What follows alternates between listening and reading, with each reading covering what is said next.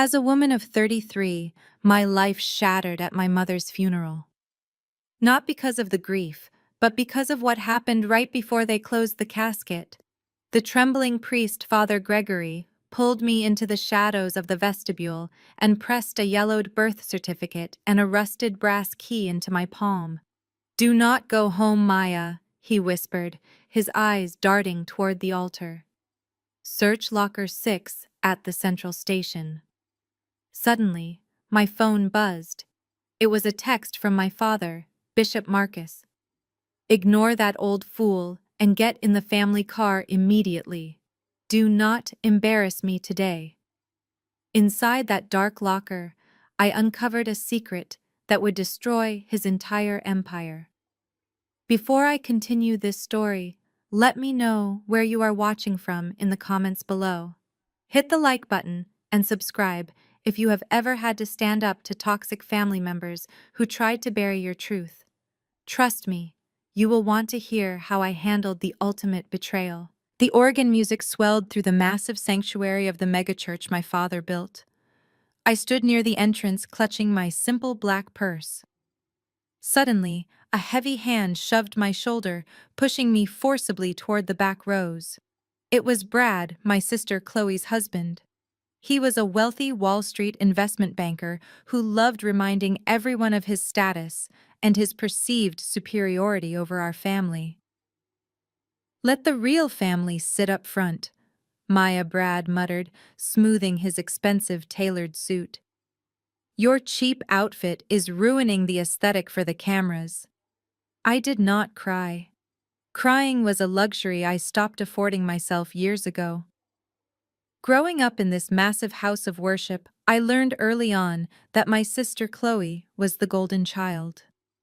She got the designer dresses, the private tutors, and the unconditional praise. I got the leftovers and the constant reminder that I was the difficult, ungrateful child who never quite fit in. As a forensic accountant, I dealt with cold hard facts every single day. And the fact right now was that my own family was treating my mother's funeral like a heavily produced press conference. Up on the altar, my father, Bishop Marcus, wiped away a perfectly timed tear. The congregation wept with him. He was a master performer, manipulating the crowd with practiced ease. But his performance cracked for a fraction of a second when his eyes locked onto mine. He saw Father Gregory pulling me into the side corridor. That was when the priest handed me the key and the birth certificate. I barely had time to unfold the heavy paper when my phone vibrated with my father's threatening message. The service ended with a booming choir performance. The heavy wooden doors swung open, and the blinding afternoon sun hit my face. The church security team, led by a man who had intimidated me since childhood, began directing people toward the lavish reception. I needed to get to the central train station. I needed to know what was in locker 6. I turned toward the street, but Brad blocked my path. His tall frame hovered over me, casting a dark shadow. "Where do you think you are going, Maya?" he demanded, his voice dripping with that familiar, arrogant tone. He reached out and grabbed my arm, his fingers digging painfully into my skin. Marcus said, "You need to get in the limousine. Stop acting like a ghetto trash rebel and do what you are told for once in your miserable life." For 33 years I had swallowed my pride. I had let them belittle me. I had let them treat me like a stranger in my own home. But the rough metal of the locker key pressing against my palm gave me a sudden surge of absolute clarity. I looked Brad dead in the eye. "Take your hands off me," I said, my voice dangerously low. He scoffed and tightened his grip, attempting to drag me toward the waiting stretch limousine, where Chloe was already waving impatiently. "Oh, come on, Maya. Do not make a scene." I did not make a scene. I made a move. I drove my knee sharply into his shin, right below his kneecap. Brad gasped loudly, releasing my arm and stumbling backward into a large, decorative flower arrangement. Several churchgoers gasped in horror. "Have a blessed day, Brad," I said loudly enough for the nearest deacons to hear. Without missing a single beat, I sprinted toward the curb and threw open the door of a waiting yellow taxi. I jumped into the back seat and slammed the door just as my father's security guards started running toward me. "Drive," I shouted to the driver. "Take me to the central train station now." The cab ride was a chaotic blur of flashing city lights and my own racing heartbeat. I kept looking out the rear window, making sure the black SUVs belonging to my father's security team were not following my path. When the cab finally pulled up to the main entrance of the central train station, I handed the driver a $50 bill and rushed inside. The station was massive and overwhelming, echoing loudly with the sounds of departure announcements and hundreds of rushing commuters. I scanned the concourse area before making a move. My blood ran completely cold. Standing near the central ticket counters were two broad-shouldered men wearing crisp, dark suits. I recognized them immediately from the sanctuary. They were the most ruthless members of my father's personal security detail, the exact same men he used to secretly intimidate church members who asked questions about their weekly tithes. They were already aggressively sweeping the station looking for me. I pulled my dark blazer up over my head to hide my face and smoothly slipped into a large, loud crowd of international tourists moving rapidly toward the eastern terminal. I kept my head down, matching their hurried pace and blending into the morning traffic. The two security men were too focused on monitoring the main sliding glass doors, completely missing my discreet escape as I bypassed their line of sight. I hurried away from the main hall and darted down a dimly lit service corridor toward the long-term luggage storage area. My breath hitched in my chest as I saw the endless rows of battered gray metal doors. I frantically scanned the painted numbers until I found the right one. Locker 6. My hands shook uncontrollably as I gripped the rusted brass key Father Gregory had pressed into my palm. I forced it into the lock and turned it with a harsh metallic grinding sound. The small square door popped open, revealing the dark interior. Inside there was no cash and no hidden jewelry. There was only a thick leather-bound ledger worn around the edges, and a sealed manila envelope tucked neatly underneath it. I pulled the items out with trembling fingers and leaned heavily against the cold tile wall, opening the sealed envelope first. My breath caught sharply in my throat. It was a certified birth certificate. The paper was extremely old and fragile to the touch, but the precise names printed in black ink on that document made my entire world stop spinning and crash down violently around me.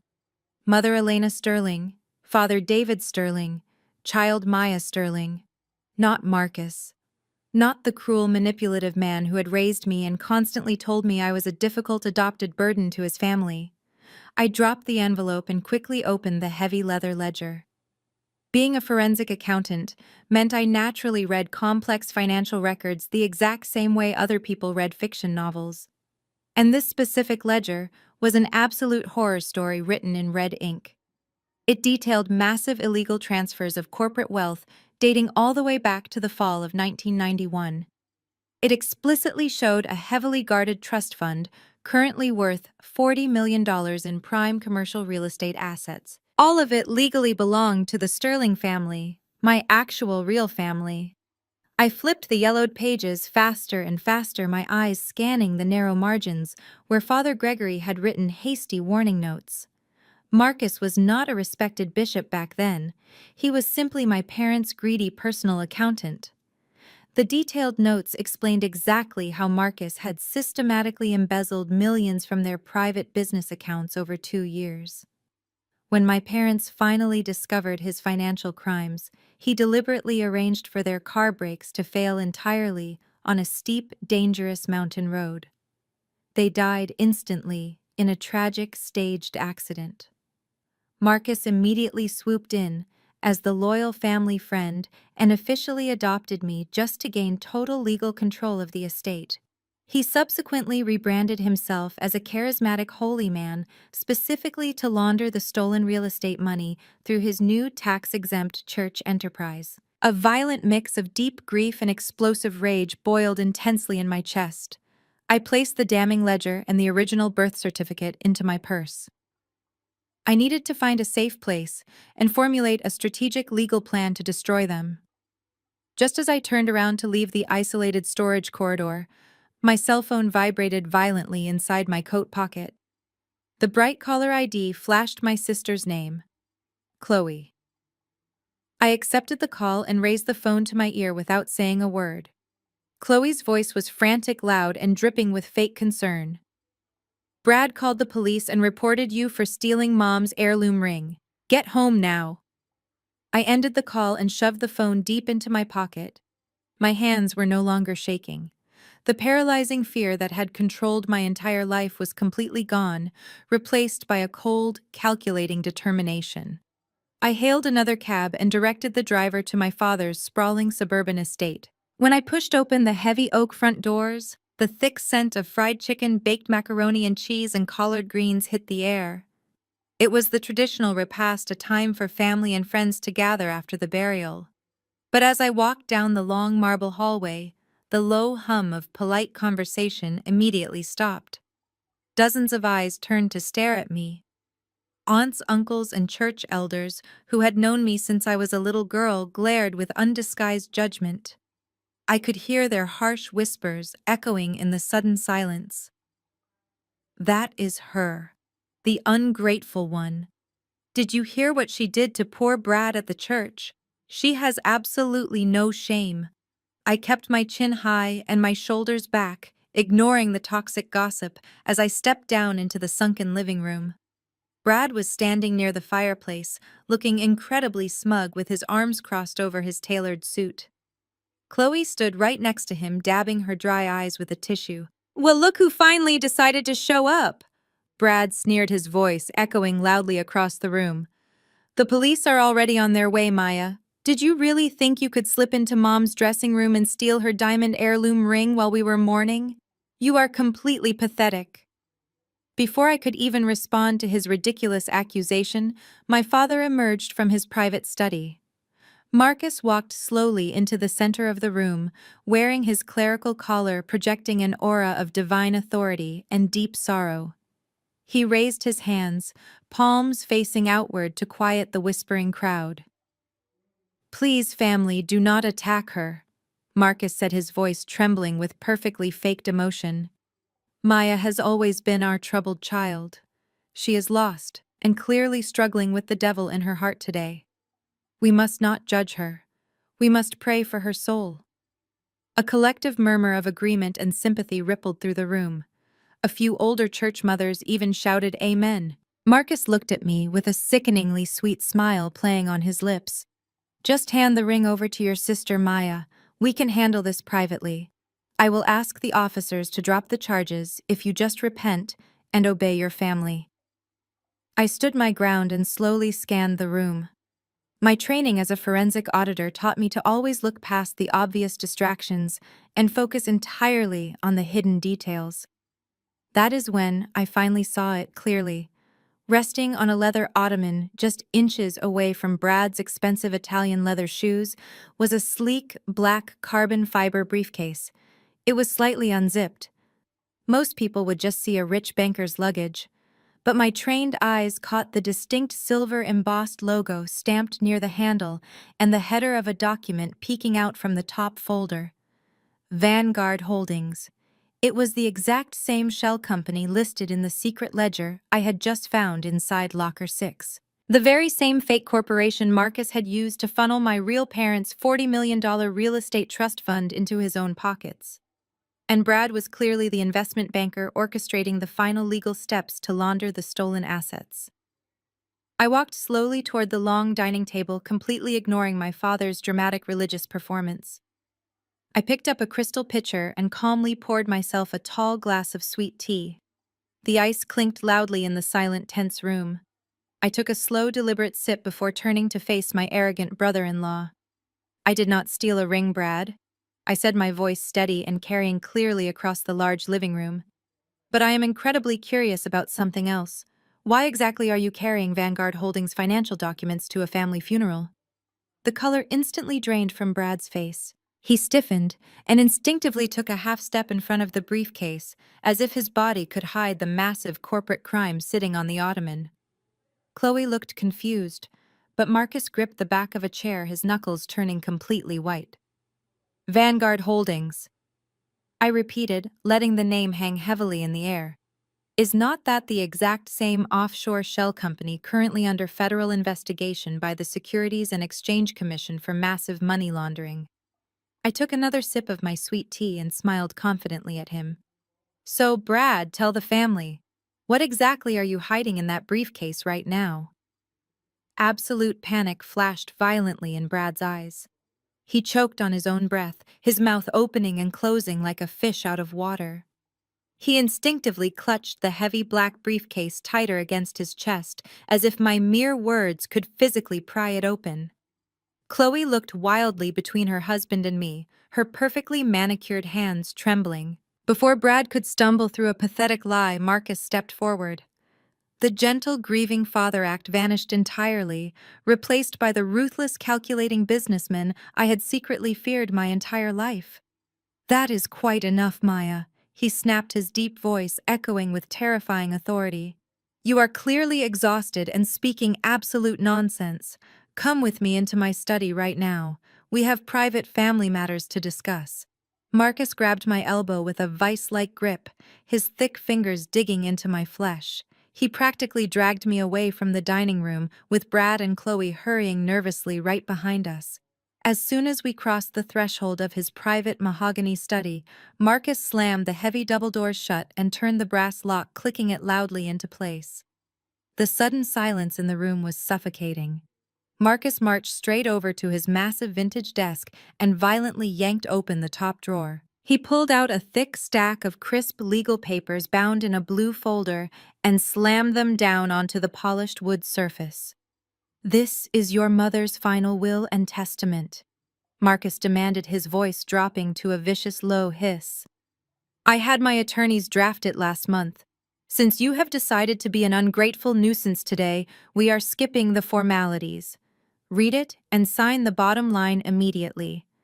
I stepped forward and calmly picked up the document. I did not need to read the entire thing to understand the trap.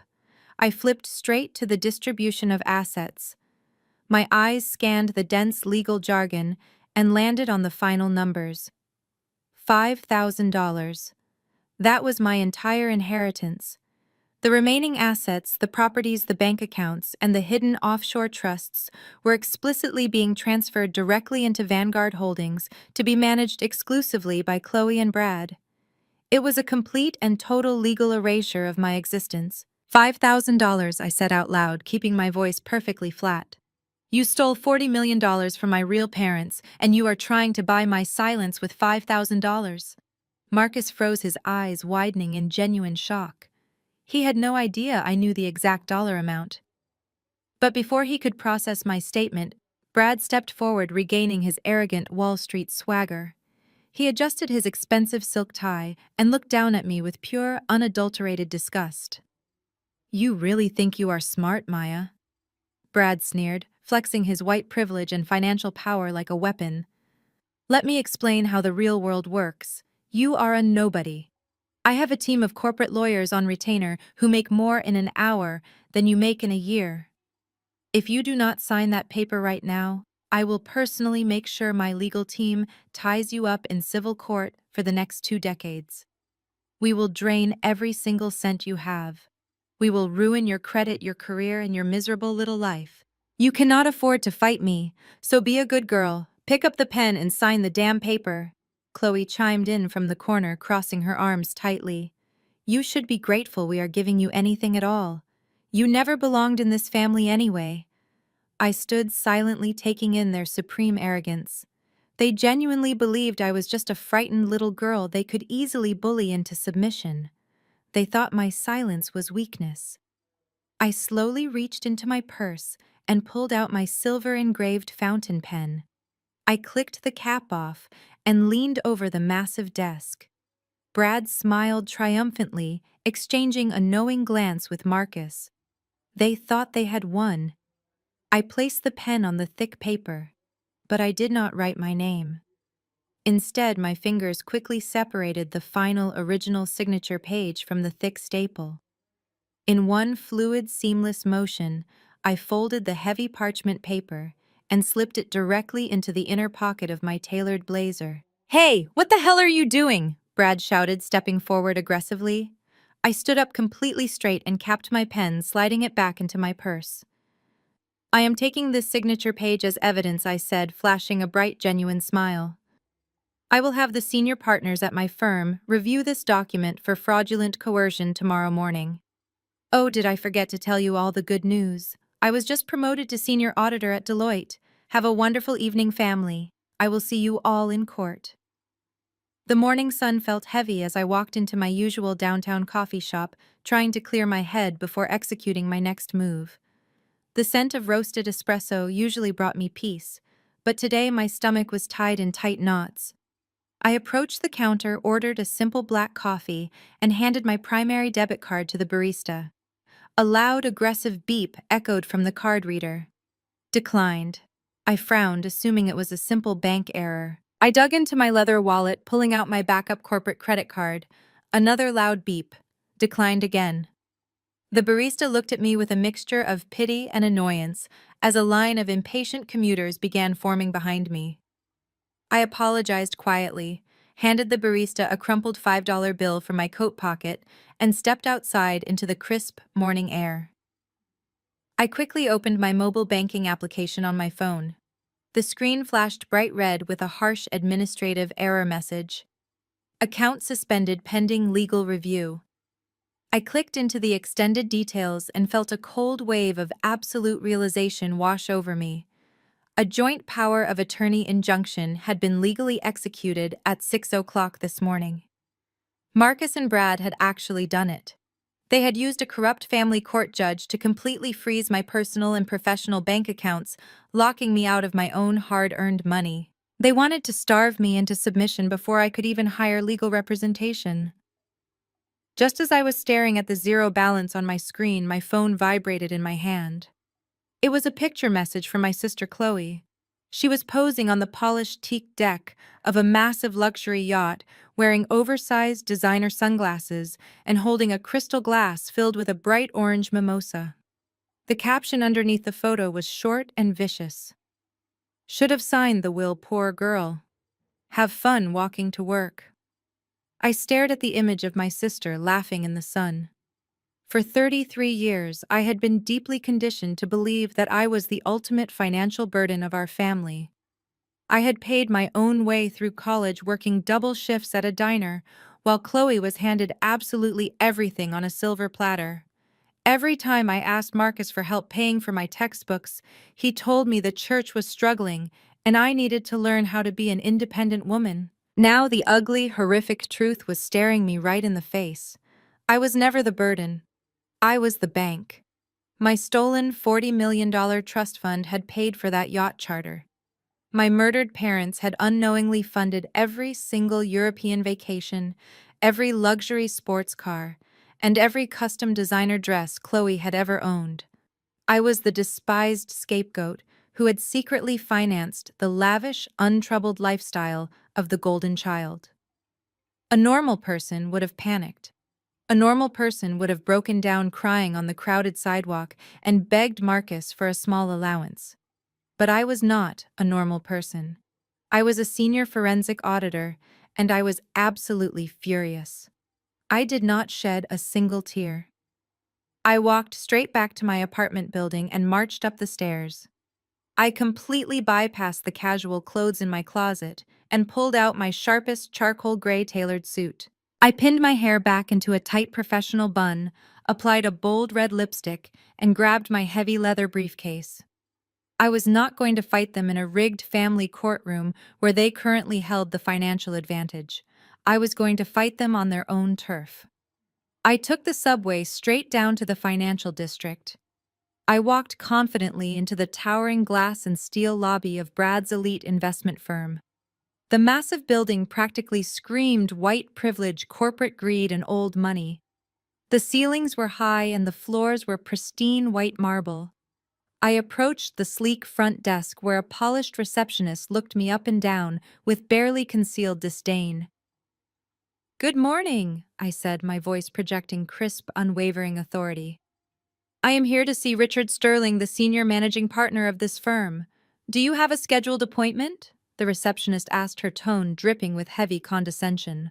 I do not, I replied, resting my hands flat on the cool marble counter and leaning in closely.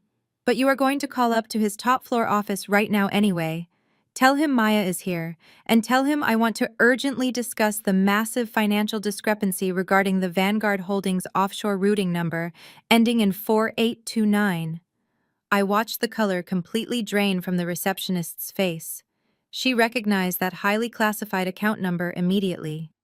It was the exact same numerical sequence I had memorized from the top sheet of the document, peeking out of Brad's briefcase the day before.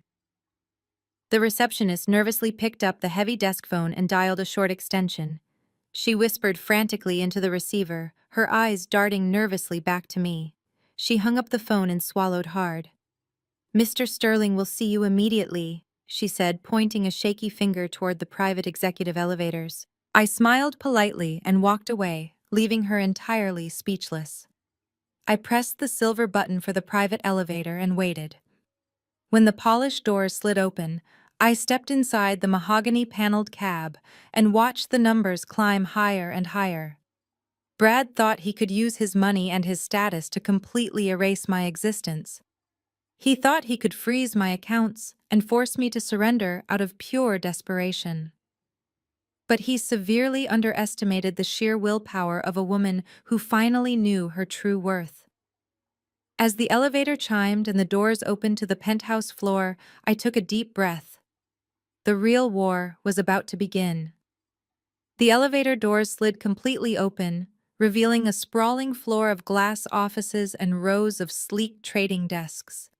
Analysts in custom suits rushed around clutching tablets and speaking in hushed, urgent tones. It was a temple of modern wealth. I stepped directly onto the plush carpet, my heels sinking slightly with each confident stride. I spotted Brad almost immediately. He was standing inside a corner glass conference room, laughing loudly with two other junior partners, holding a steaming cup of coffee. When he turned his head and saw me walking toward him, the smile instantly vanished from his face. His pale skin flushed with sudden panic.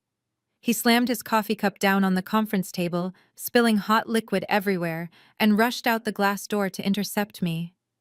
"What the hell are you doing here?" Brad hissed, keeping his voice low but filled with venom. He grabbed my arm just like he had at the funeral, but this time I yanked it away so violently that he stumbled forward. "Do not ever touch me again," I said, my voice perfectly steady. Brad frantically looked around, seeing a few analysts turning their heads to watch the commotion. His embarrassment quickly morphed into defensive rage. He waved his hand aggressively toward a pair of broad security guards standing near the reception corridor. "Security, get over here right now!" Brad shouted, his voice echoing across the quiet trading floor. "This woman is trespassing." I stood my ground, smoothing the lapels of my charcoal gray suit. "I am not trespassing, Brad. I am here to see Richard Sterling." Brad let out a harsh, mocking laugh, attempting to rally his nearby colleagues to his side. He leaned back and put his hands on his hips, shaking his head with exaggerated disbelief. "Look at you, Maya! You freeze your own bank accounts by making stupid financial decisions, and now you come to my place of work to harass me." He looked over at the gathering crowd of wealthy white bankers and gave them a knowing, exasperated look. "Please excuse my sister-in-law, gentlemen. She is just another crazy, angry black woman throwing a pathetic temper tantrum because she wants a handout from her successful family." A few of his colleagues chuckled awkwardly, looking at me with undisguised pity and disdain. The two security guards approached me, placing their heavy hands on their utility belts, preparing to physically escort me out. Brad smiled triumphantly, fully believing his calculated racial microaggression had successfully discredited me in front of his peers. He wanted me to act out the exact stereotype he had just loudly projected onto me. Instead, I remained incredibly still. I channeled every ounce of my professional training. I did not raise my voice in anger, but I projected it with the precise, cutting clarity of a lead auditor identifying a massive corporate fraud. "I am not here for a handout, Brad," I announced, my voice ringing clearly across the entire penthouse floor, cutting through the awkward silence like a surgical blade. I am here because as a senior forensic auditor, I have a legal fiduciary duty to report massive financial crimes. The murmurs around the room instantly stopped. The security guards hesitated completely, unsure of what to do next. Just then, the heavy oak door of the largest corner office opened, and Richard Sterling, a tall, imposing man with silver hair, walked out. He adjusted his expensive glasses, looking extremely annoyed by the sudden disruption in his firm. "What exactly is going on out here?" Richard demanded, looking back and forth between Brad and me. I locked eyes with the managing partner, completely ignoring Brad, who was now sweating profusely. "Mr. Sterling," I said clearly, "I am Maya. I am the auditor who requested the urgent meeting regarding your associate Brad. I have reason to believe he is using this prestigious firm to illegally route millions of dollars in untaxed charity funds from a local megachurch directly into a restricted offshore Cayman Island account belonging to Vanguard Holdings. And I have the exact routing numbers ending in 4829. The entire floor went deathly quiet. You could hear a pin drop. Accusing a Wall Street banker of offshore money laundering in front of his managing partner, and the entire floor was the absolute nuclear option. Brad's face drained of all blood, turning a sickly shade of gray. He opened his mouth to speak, but no words came out. Richard Sterling stopped walking. His annoyed expression shifted immediately into a mask of cold, ruthless corporate calculation.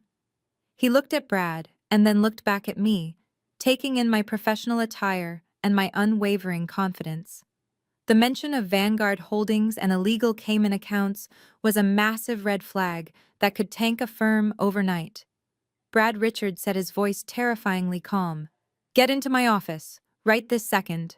Brad swallowed hard, his Adam's apple bobbing nervously. He began walking slowly toward the corner office, looking like a man walking straight to the execution block.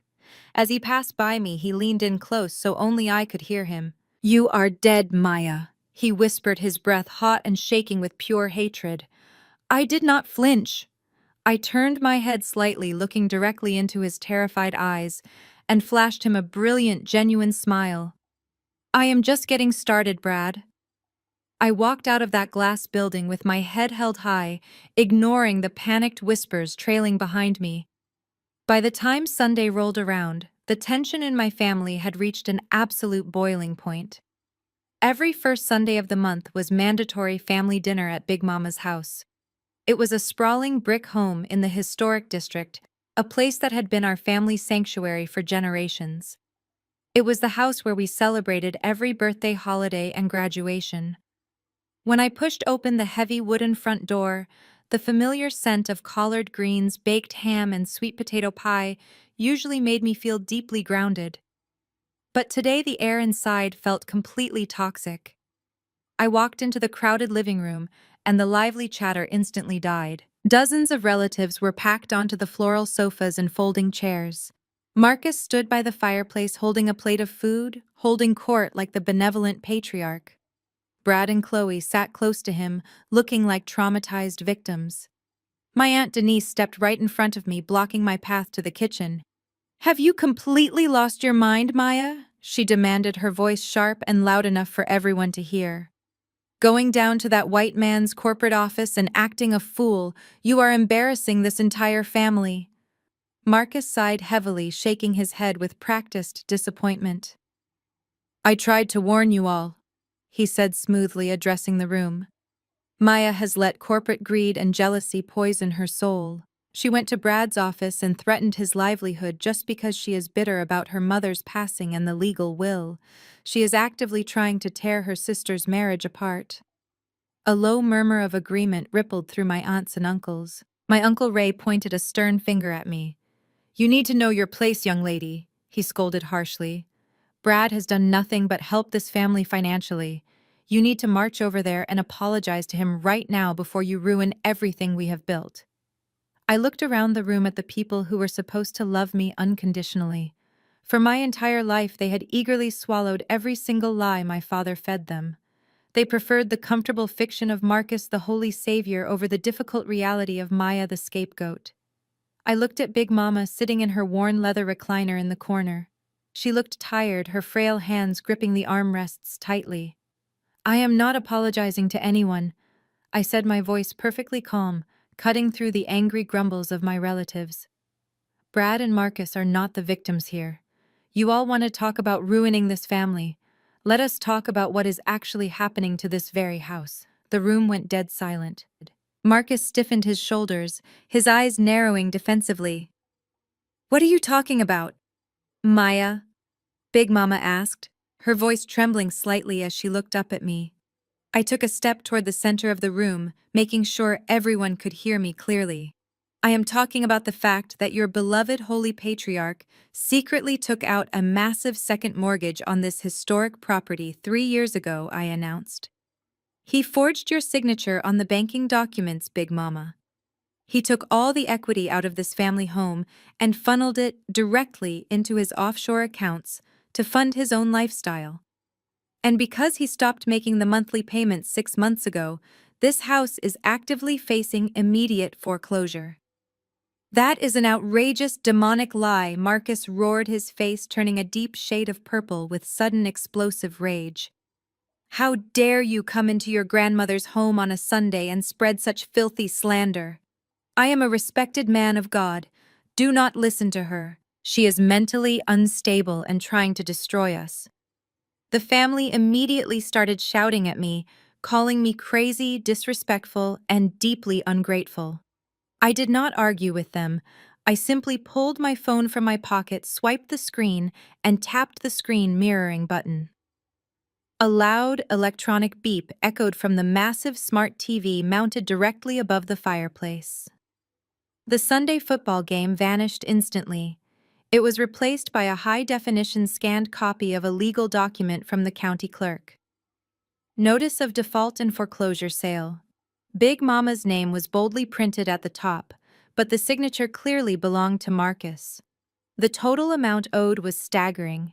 The entire room erupted into absolute chaotic screaming. Aunts began crying uncontrollably. Uncle Ray dropped his plate of food right onto the carpet. Big Mama gasped, clutching her chest in pure horror. "Shut it off!" Marcus bellowed, lunging toward the television. "Turn that screen off right now!" He spun around violently and stormed toward me. Before I could even raise my hands to defend myself, he swung his arm back and struck me incredibly hard across the face. The sharp crack of his hand hitting my cheek silenced the entire room. The sharp crack of his hand hitting my cheek silenced the entire room. My head snapped to the side from the sheer force of the blow. A dull ringing filled my ears, and the metallic taste of blood instantly pooled in my mouth. Big Mama let out a horrified gasp, but no one else moved a single muscle. Chloe just stood there watching me with a cold, satisfied smirk. Marcus lowered his shaking hand, his chest heaving as he tried to mask his sudden violence with righteous indignation. He expected me to fall to the floor crying. He expected me to finally break. I slowly turned my head back to face him, wiping a thin trail of blood from the corner of my mouth with the back of my hand.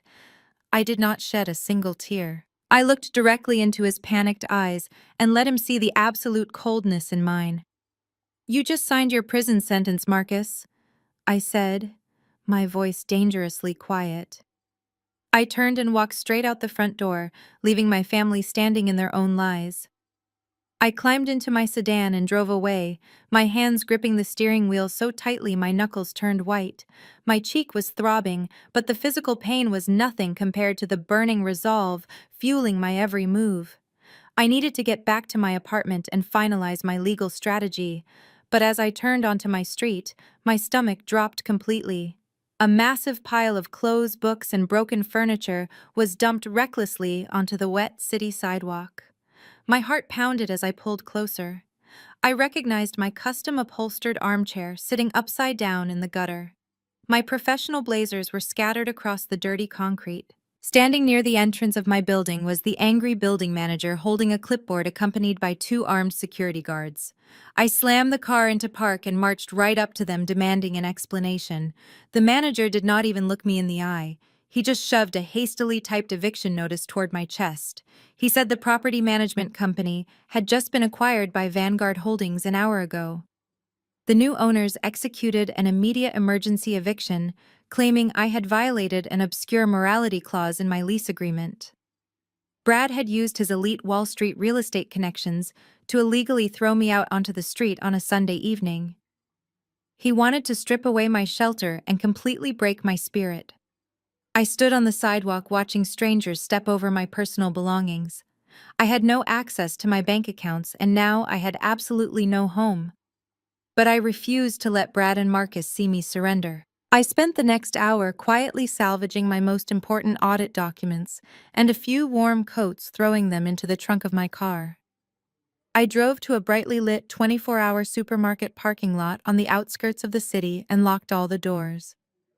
I reclined my driver's seat, wrapping myself in a thick wool coat to fight off the biting evening chill. The glow of the streetlights illuminated the dark interior of my car as I reached into my bag and pulled out the heavy leather ledger from locker 6. I needed to find a specific pattern, a missing link that would definitively tie Marcus and Brad to the Vanguard fraud before the morning. I traced my finger down the columns of numbers, completely absorbed in the financial data. As I flipped to the very last page of the ledger, I noticed a slight tear in the thick binding. I gently peeled back the worn leather cover. Hidden underneath was a tiny square of yellow paper held down by a piece of clear tape. Written in faded black ink was a 10-digit phone number. My heart raced. This was not a random note. This was a deliberate lifeline left behind for whoever found the ledger. I immediately pulled out my cell phone and punched in the 10 digits, my fingers trembling slightly. The line rang once, twice, and then connected with a sharp click. I held my breath, pressing the phone tightly against my ear.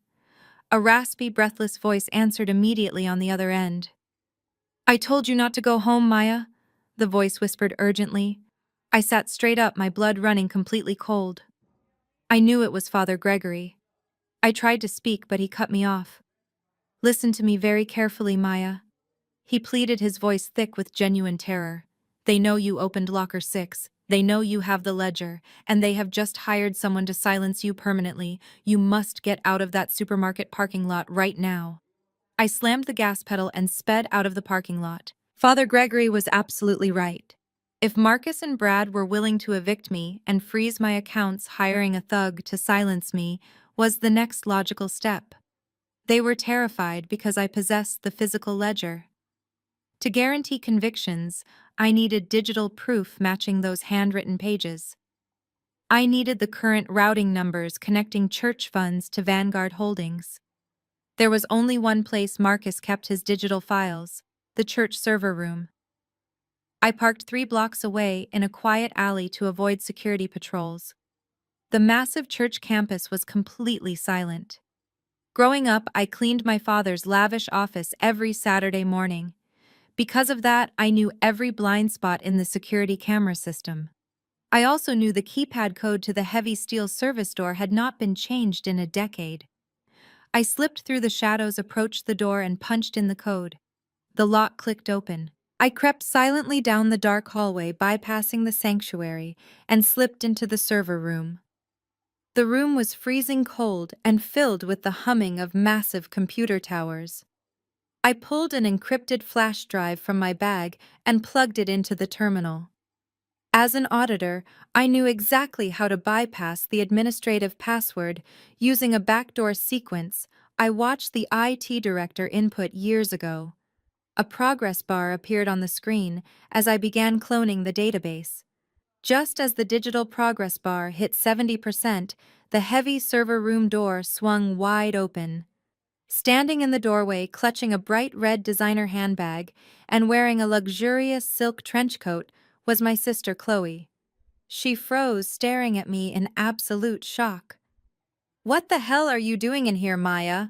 she demanded, stepping quickly into the room and letting the door swing shut behind her. "Marcus sent me to shred some old files because he is paranoid about a federal audit. But look what we have here. The homeless orphan trying to steal church property." I did not move an inch, keeping my eyes locked onto the computer screen. I am just doing some late-night accounting, Chloe, I replied calmly. Chloe let out a sharp, cruel laugh that echoed in the cold room. You are completely pathetic, she sneered, walking closer to me, her high heels clicking loudly against the tile. You get thrown out onto the street like common garbage, and your first instinct is to come crawling back here to steal loose cash. Marcus was completely right about you. You have always been a desperate, jealous loser. You could never stand the fact that I was the favorite. I got the unconditional love, the family money, and the perfect, successful husband. You got absolutely nothing because you are nothing. The progress bar hit 90%. I turned to face her, crossing my arms. Your perfect, successful husband is going to a federal penitentiary, Chloe. And your perfect, luxurious life was entirely funded by my murdered parents. You are just a greedy parasite living off stolen trust fund money. Chloe's face contorted with sudden violent rage. The smug golden child mask completely vanished. How dare you speak to me like that, you jealous bitch, she screamed. She lunged toward a heavy wooden desk situated near the server racks and grabbed a solid brass paperweight shaped like a cross. She raised the heavy metal object high above her head and swung it violently, aiming directly for my skull. I reacted entirely on pure instinct. I ducked sharply to the right, and Chloe's own momentum carried her recklessly forward. The brass cross smashed heavily into the side of a metal server rack, sending sparks flying into the air. Before she could regain her balance, I grabbed her by the shoulders and shoved her forcefully deeper into the narrow server closet. She stumbled backward, tripping over a thick bundle of black Ethernet cables and crashing hard onto the cold tile floor. I instantly reached over and pulled my completed flash drive from the terminal. You are going to pay for this! Maya Chloe screamed, frantically scrambling to her feet and lunging toward me again. I stepped quickly back out into the main hallway and grabbed the heavy metal door handle. No, Chloe. I said, my voice perfectly cold and steady. You are. I slammed the thick server room door shut in her face and immediately locked the heavy exterior deadbolt. Chloe's muffled screams and frantic pounding echoed loudly from inside the reinforced soundproof room. I dropped the master key into my pocket and walked briskly down the dark hallway, clutching the cloned hard drive. I finally had everything I needed to destroy their entire empire. I hurried back to my car parked in the dark alley and locked the doors. My heart was still hammering against my ribs, but the cold weight of the flash drive in my hand anchored me. I drove away from the church campus, navigating the empty city streets until I found a cheap 24-hour diner on the edge of town. I needed strong black coffee and a secure wireless internet connection. I slid into a corner booth, opened my laptop, and immediately got to work. By the time the sun started to rise, I had painstakingly cross-referenced every single digital file from the church server with the handwritten entries in the Locker 6 ledger. The forensic money trail was absolutely undeniable. Millions of dollars in community donations, tithes, and tax-exempt funds were being systematically funneled straight into Brad's offshore accounts under the Vanguard Holdings umbrella. I had the exact routing numbers, the dates, and the authorized digital signatures. But while I was diligently building a bulletproof federal financial case, Marcus was busy building a brutal public execution. I took a sip of my bitter coffee and glanced up at the small television mounted high in the corner of the diner. The morning local news broadcast was playing, and my stomach completely dropped. There on the screen was Marcus. He was standing behind his grand acrylic pulpit, looking directly into the camera with tears streaming down his face. He was delivering an emergency live broadcast to his massive congregation and the local media. The bold news headline crawling across the bottom of the screen read, "Beloved Bishop warns of demonic attack on ministry." His deep voice trembled with expertly calculated grief as he painted a horrific picture of me to the public. He told the thousands of viewers that I had violently attacked my sister Chloe in the middle of the night and locked her in a freezing room to die. He called me a deeply disturbed and demonic daughter who had completely lost her mind after my mother's passing. He claimed I was actively trying to destroy the holy sanctuary they had all built together out of pure spite and unholy jealousy. He begged his faithful followers to pray for me, but more importantly, he begged them to protect the church at all costs.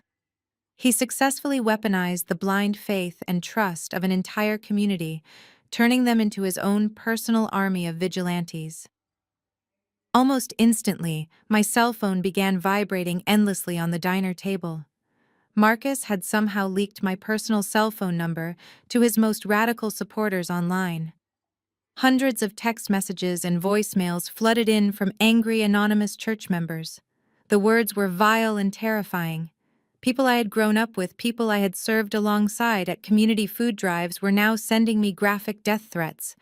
They called me a witch, a traitor, and a violent criminal. They promised to find me and make me pay for hurting their beloved bishop and his innocent family. The sheer volume of hatred was suffocating. Amidst the avalanche of hateful messages, a single text popped up from a private number. I knew exactly who it was. Brad. The message was incredibly smug and dripping with his usual entitled white privilege. "We have the local media, the money, and the absolute power," he wrote. "You have a car trunk full of cheap clothes and an entire city that wants you dead. You cannot win this, Maya. Surrender the ledger and turn yourself in, or you will not survive the week." I stared at the bright screen of my phone, reading his arrogant words over and over again. Brad honestly thought public opinion could somehow override federal law. He thought loud voices and intimidating threats could erase cold, hard accounting facts. He fundamentally misunderstood the type of war we were fighting. I did not shed a tear, and I did not bother replying to his ridiculous message. Instead, I turned my attention back to my laptop screen. I opened a highly secure encrypted email portal that I used for high-level corporate audits. I carefully attached the high-resolution scanned pages of the Locker 6 ledger, the original birth certificate, and the massive data file containing every single fraudulent wire transfer I had pulled from the church server.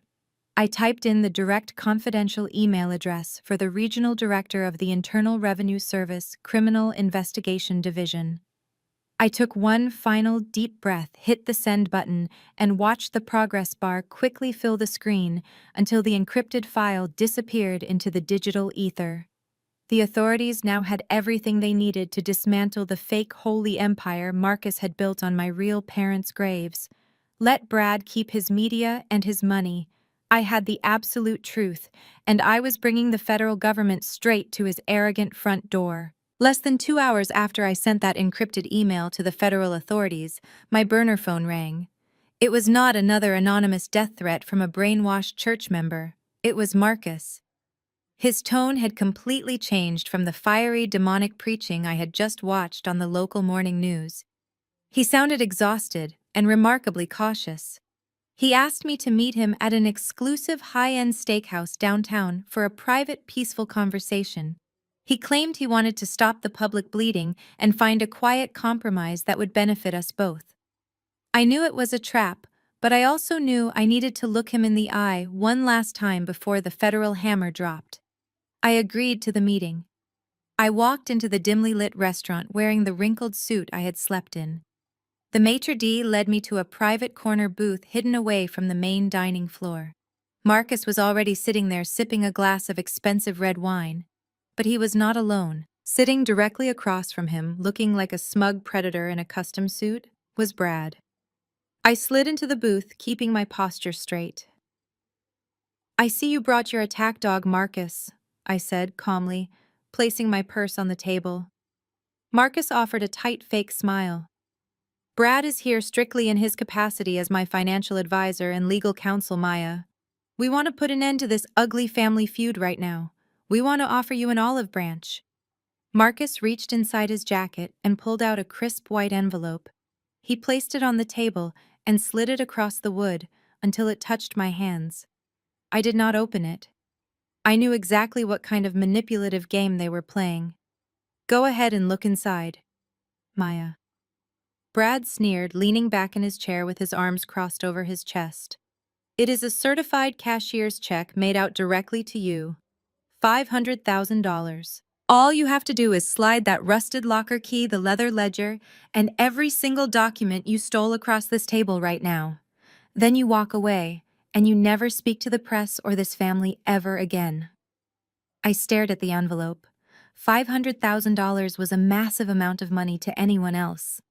It was enough to buy a beautiful new house, replace my stolen belongings, and start a completely new life far away from their toxic grip. Marcus leaned forward, folding his hands in a prayer-like gesture. "Please, Maya," he whispered, his voice dripping with fake paternal concern. "Take the blessing. You have clearly been through so much trauma. I forgive you for your confusion. Let me help you start over. You can open your own accounting firm somewhere else. Just give me back my church property." Brad scoffed loudly, completely dropping the professional lawyer act. "Let us be brutally honest here, Maya. You are currently homeless. Your bank accounts are completely frozen. You have an angry city that hates your guts right now. This check is a massive gift. Take the money, Maya. It is substantially more wealth than someone like you will ever see. You are not equipped to handle a corporate war against us. You do not have the pedigree or the stamina. Take the cash right now and go straight back to being a pathetic nobody." I sat in silence, letting Brad's arrogant words hang in the air.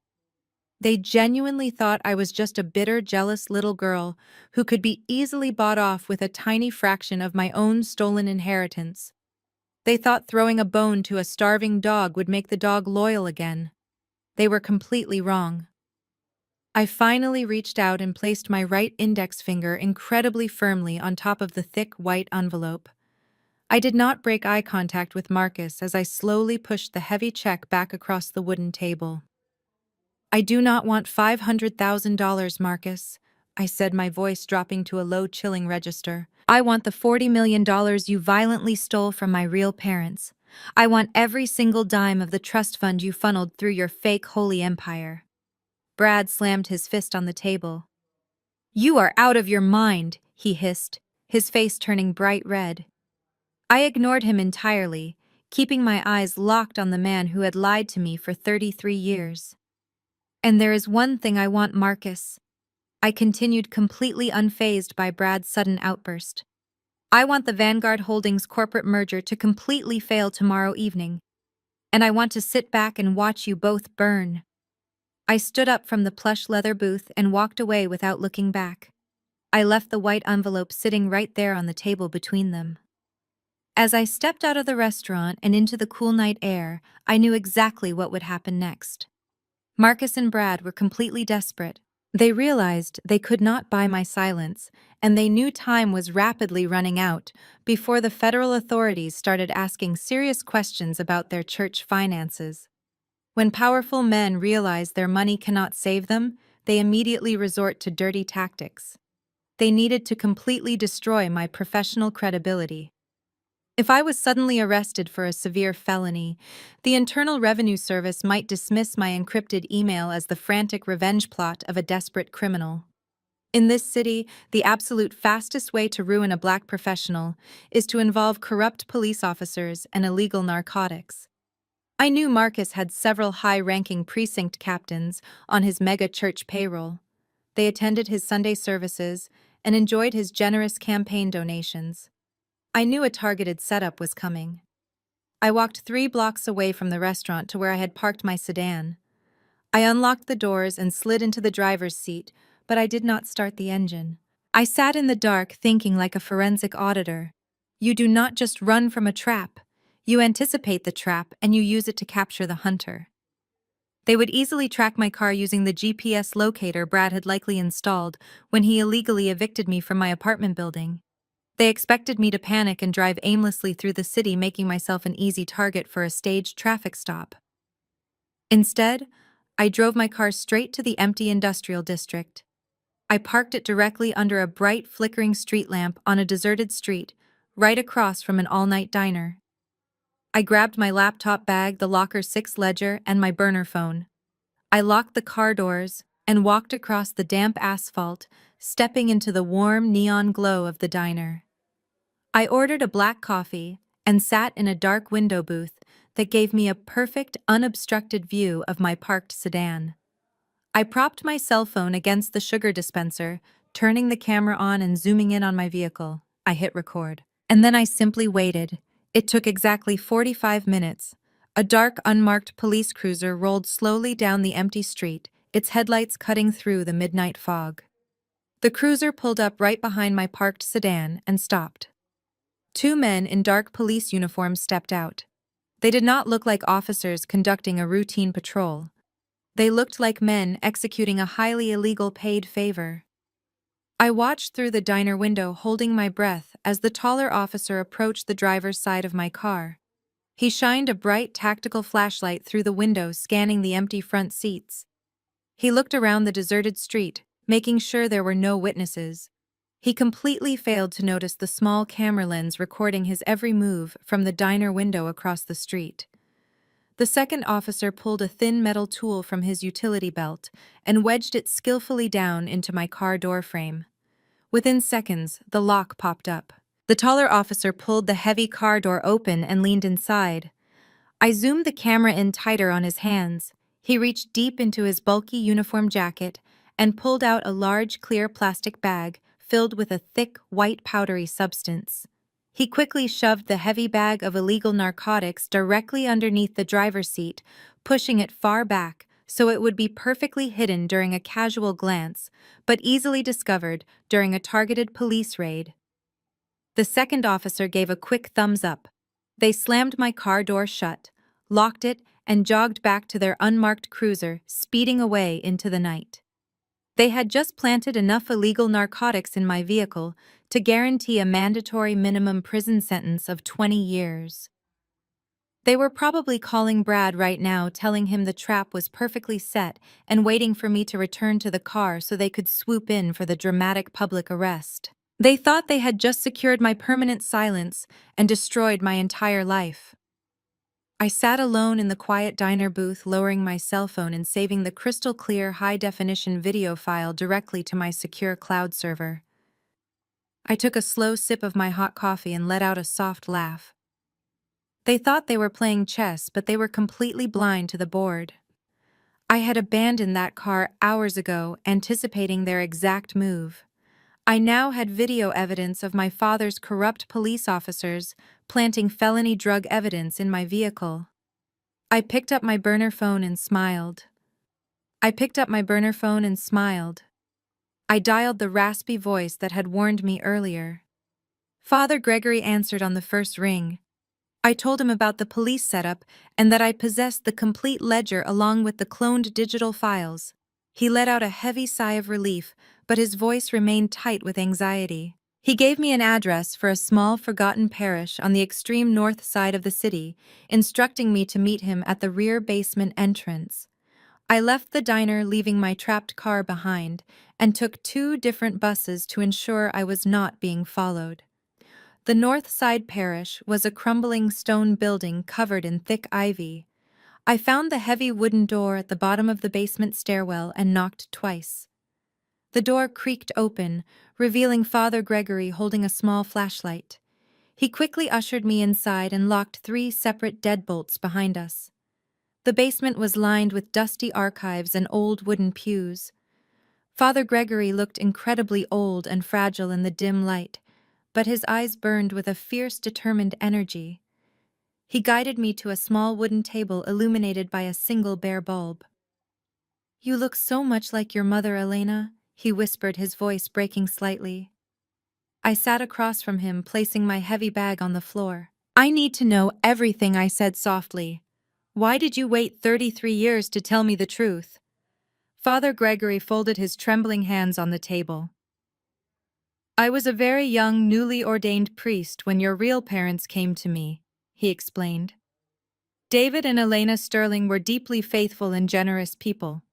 They asked me to serve as the legal witness when they signed their final will and testament, officially placing their $40 million real estate empire into a secure trust for you.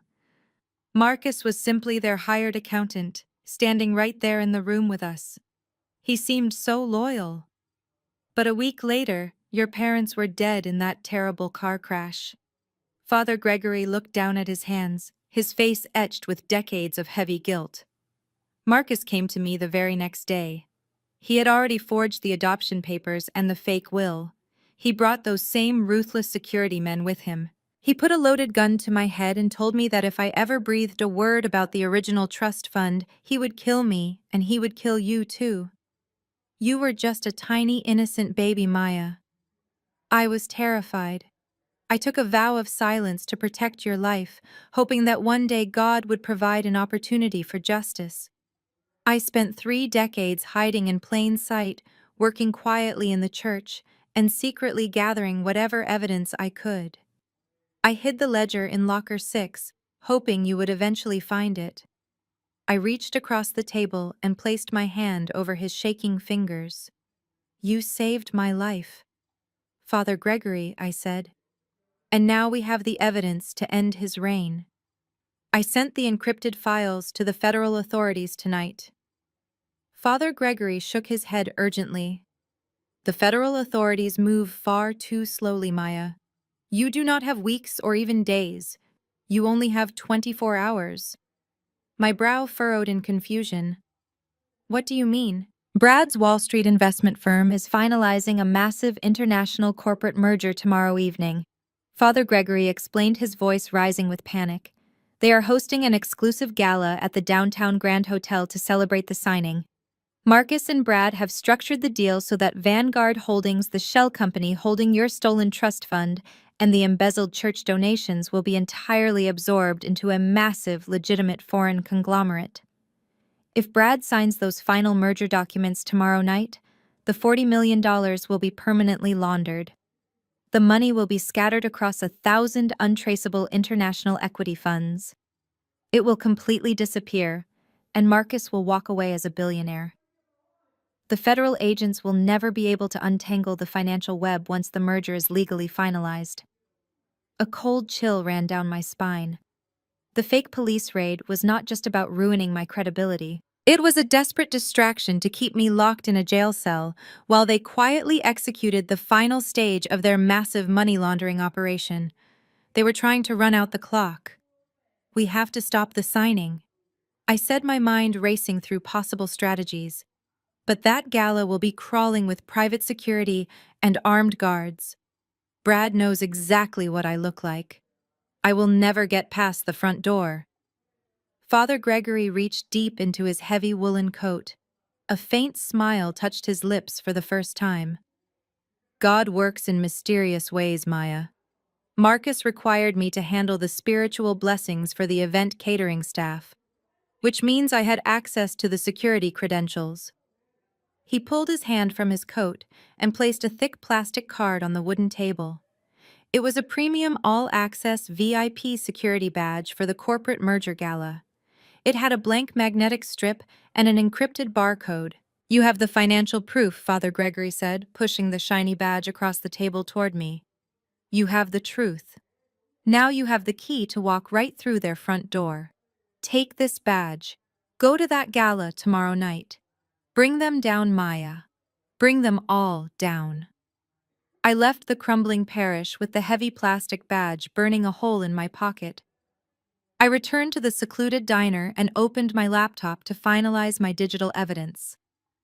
The encrypted files from the church server were perfectly organized, but as I cross-referenced the final merger protocols, a glaring problem emerged. The corporate documents required a dual authentication process to authorize the final transfer of the $40 million. Brad had completely locked down the Vanguard Holdings executive portal.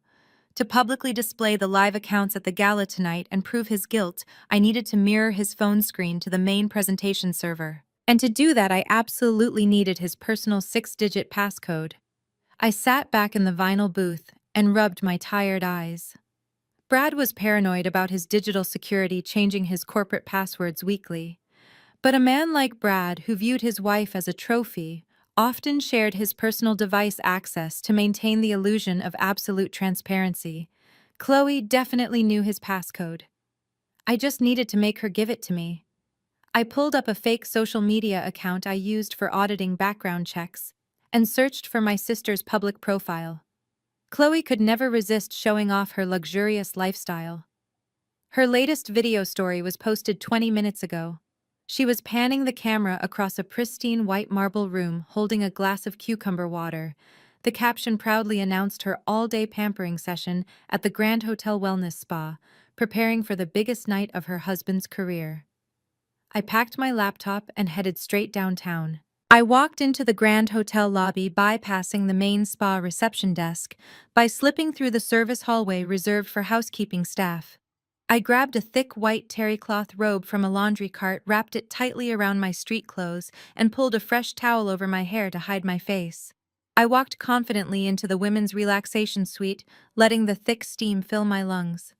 I scanned the dimly lit private saunas until I spotted her through a glass door. Chloe was sitting alone on the top cedar bench with her eyes closed, wearing a luxurious clay face mask. I quietly opened the heavy glass door and stepped inside. The heat was incredibly intense. I sat down on the lower bench directly across from her.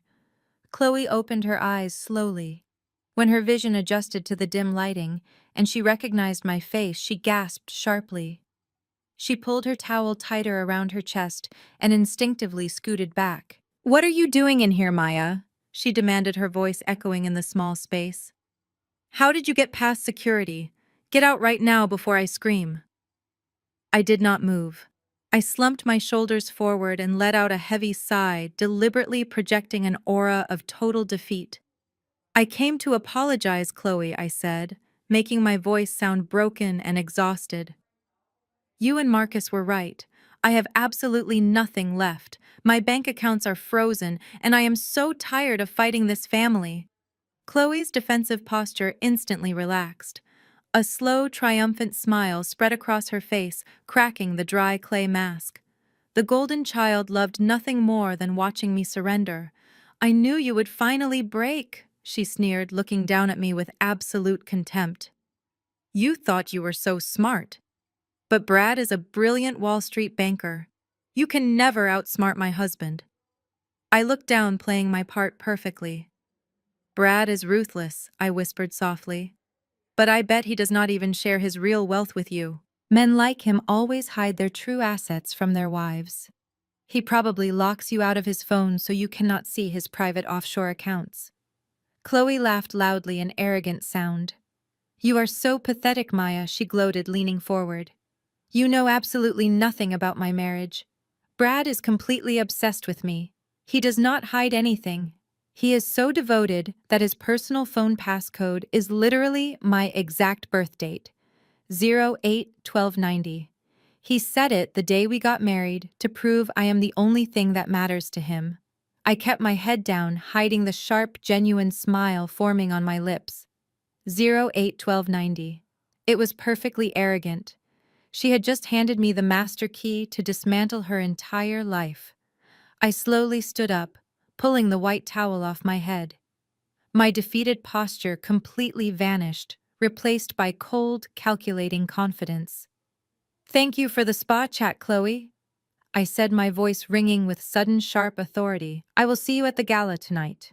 Chloe looked deeply confused, her triumphant smile fading into sudden panic.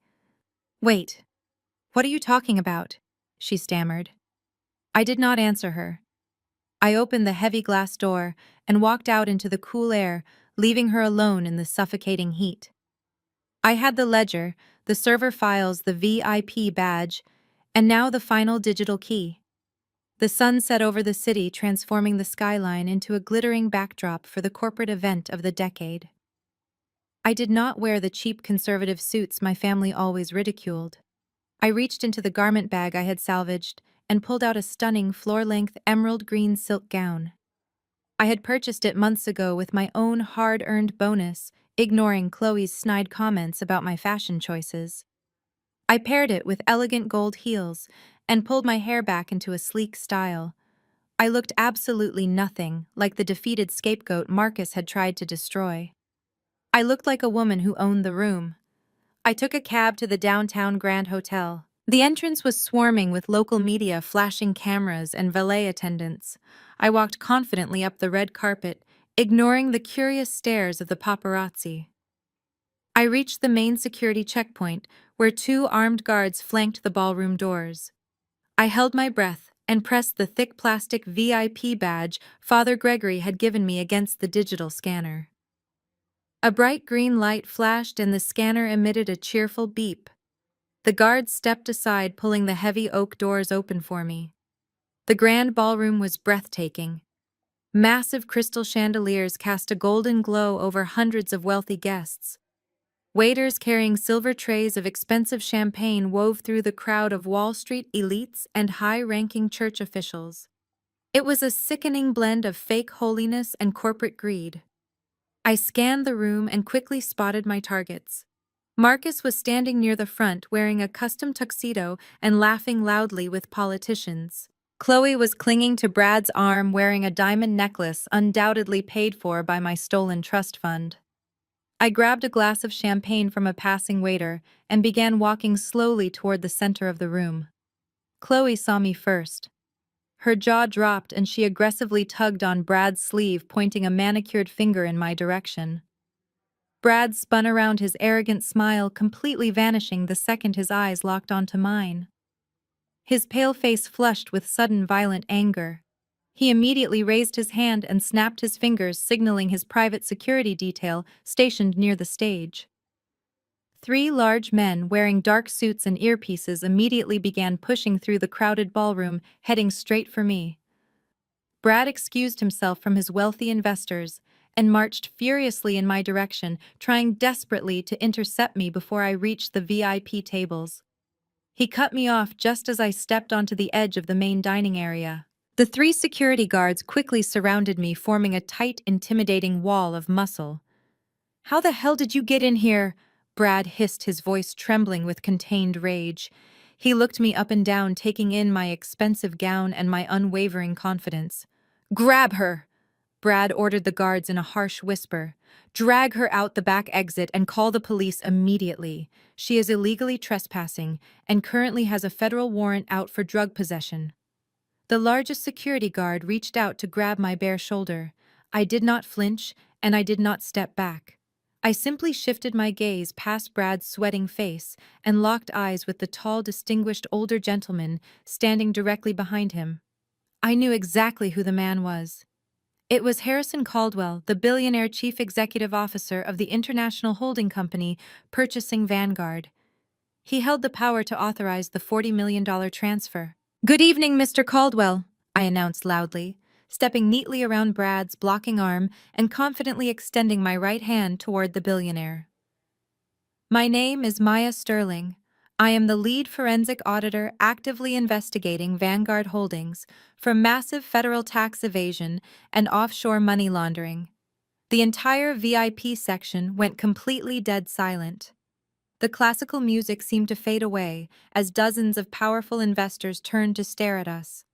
Brad's face drained of all color, turning completely white. "Mr. Caldwell, please ignore this woman," Brad stammered, his voice cracking with pure panic. "She is a mentally unstable relative. Security is removing her right now." Harrison Caldwell completely ignored Brad. The older billionaire lowered his crystal glass of scotch and looked at me with sharp, calculating eyes. He took in my professional demeanor and the absolute certainty in my voice. He looked at the massive security guards closing in around me and then back at Brad's terrified, sweating face. Caldwell raised one commanding hand instantly, halting the security team in their tracks. "Stop right there," Caldwell ordered, his voice echoing with absolute authority. "Do not touch her." He turned his piercing gaze back to me, stepping away from Brad. "You have my full attention, Miss Sterling. Let her speak." "I appreciate your time." "Mr. Caldwell," I said, keeping my voice perfectly level so only he and Brad could hear me. "I am not going to cause a scene on this floor. I am simply going to give you a piece of free financial advice. Do not sign a single piece of paper tonight. The $40 million sitting in Vanguard Holdings is stolen money.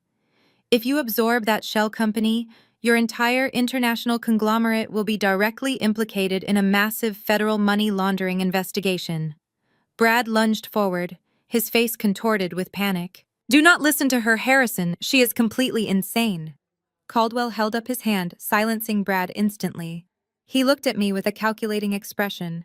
"That is an incredibly bold accusation, Miss Sterling. Do you have physical proof of this alleged fraud?" I smiled tightly. I have something much better than physical proof, Mr. Caldwell. I have live digital verification. Just keep your eyes on the main presentation screens in exactly 5 minutes.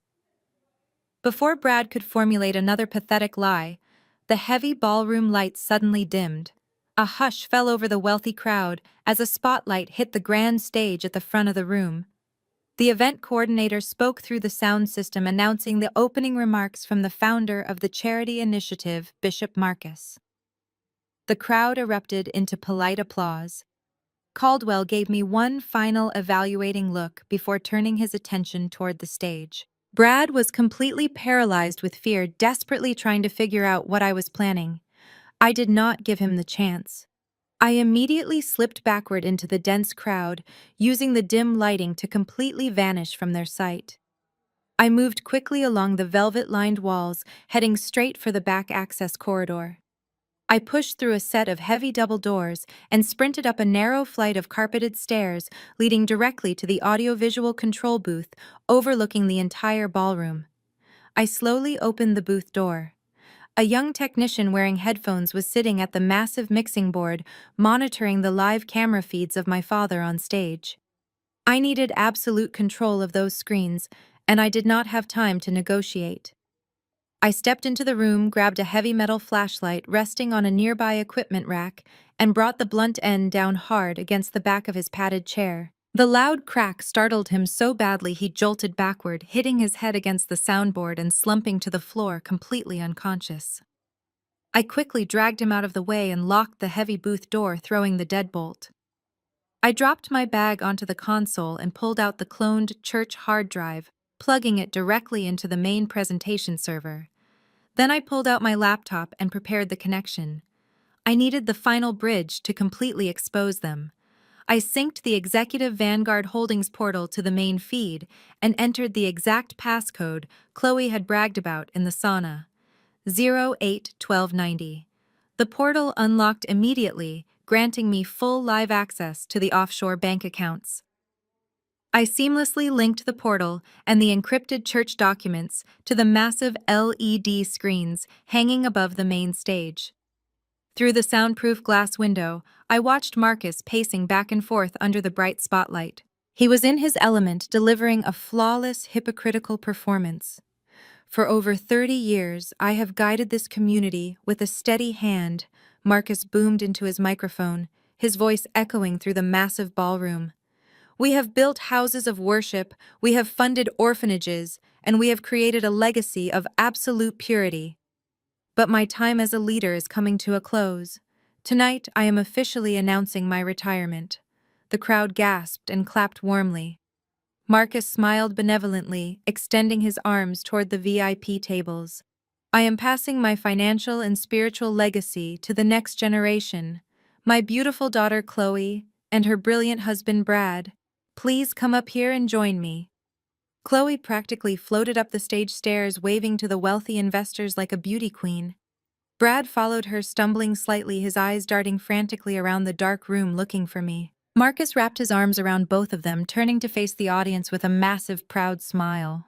As we finalize this historic corporate merger tonight, I want everyone to know that God has blessed this family with absolute integrity. That was my exact cue. I sat down in the technician's chair and slammed my finger onto the execute button. The bright corporate logos on the massive screens behind them instantly vanished.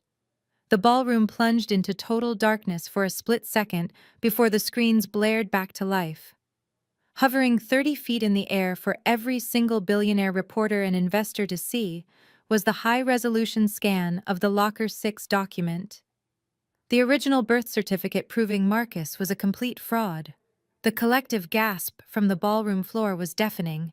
Hundreds of wealthy investors and local politicians stared up at the massive bright screens in absolute shock. The high-resolution image of my original birth certificate glowed relentlessly, casting a harsh white light over Marcus and his perfectly tailored tuxedo. I did not stay in the control booth to watch their confusion. I grabbed a wireless microphone resting on the technical console, unlocked the heavy door, and walked briskly down the carpeted stairs. I pushed through the velvet curtains and stepped directly onto the polished wood of the main stage. Marcus was completely frozen. His jaw hung slightly open as he stared at the undeniable proof of his 30-year lie. Chloe was trembling, clutching the fabric of her expensive gown. I walked right past them, holding the microphone firmly in my hand, and turned to face the sea of shocked faces. "Good evening, everyone," I said, my voice echoing loudly and clearly through the state-of-the-art sound system. "My name is Maya Sterling. The man standing behind me, Bishop Marcus, is not my father. He is the former accountant for my real parents, David and Elena Sterling. When they died in a tragic and highly suspicious car crash 30 years ago, Marcus forged adoption papers and a fake will to steal my $40 million trust fund. He built his entire holy empire on the graves of the people who trusted him." Murmurs of horror and disbelief rippled through the massive ballroom. Harrison Caldwell stood near the front row, his eyes narrowed as he listened to every single word. Marcus finally snapped out of his paralyzed state. He quickly lunged toward me, his face twisted with genuine panic and absolute uncontrollable rage. "Turn that screen off right now," he bellowed, trying to snatch the microphone from my hand. I effortlessly sidestepped his clumsy attack without looking back. I pressed a single button on the wireless presentation clicker I had taken from the audio-visual booth. The massive screens behind us instantly shifted. The birth certificate disappeared and was immediately replaced by a complex yet incredibly clear financial flowchart. It was a masterpiece of forensic accounting. It displayed every single bank account routing number and wire transfer I had uncovered from the church server and the hidden ledger. "I want you all to look very closely at the screen," I commanded, pointing up at the glaring digital evidence. For over 3 decades, this man has stood behind a pulpit and demanded your absolute faith. He demanded your weekly tithes, your building fund donations, and your charitable offerings. He told the hard-working people of our community that their money was going to build youth centers and fund local outreach programs. But numbers do not lie. And as a senior forensic auditor, I followed every single dime. The screens flashed again, showing massive red arrows connecting the church bank accounts directly to a complex web of offshore corporate entities. Every single offering, every single dollar given by the Black community in pure faith was immediately funneled out of the church, I explained, pacing across the stage. Marcus transferred those millions directly into Vanguard Holdings. And who exactly owns Vanguard Holdings? The screen shifted one final time, revealing the official corporate registration documents. The owner is not a charity. The owner is Brad. The crowd erupted. Outraged shouts echoed through the room. Several church elders who had been invited to the gala stood up from their tables, pointing angrily at Marcus and Brad. They finally saw the horrific truth. Their beloved spiritual leader had systematically robbed their community for decades solely to enrich a privileged white Wall Street banker who despised them. The visual proof was absolutely undeniable. Brad was sweating profusely. His tailored suit looked suddenly too tight. He realized his entire career, his wealth, and his freedom were evaporating right before his eyes. He grabbed a microphone from the podium and desperately tried to regain control of the room. "Do not listen to a single word she says," Brad screamed, his voice cracking under the intense pressure. "She is completely insane. Look at her. She is just a bitter adopted orphan who is jealous of our success. She manipulated these documents to ruin this historic merger. This is a targeted cyber attack." The entire room fell completely silent as everyone waited to see exactly how I would respond to his frantic accusation. I did not yell and I did not flinch. I turned to face my arrogant brother-in-law. A slow and very cold smile spread across my face. "You want to talk about targeted attacks, Brad?" I asked calmly, my voice projecting clearly into the silent ballroom. "Let us look at your personal bank records then, Brad." I pressed the button on the wireless remote one more time. The massive screens above the stage flickered and instantly pulled up a live feed of Brad's highly classified offshore banking portfolio. I did not just have static screenshots. I had the live portal completely unlocked using his exact birthdate passcode. The numbers on the screen were actively updating.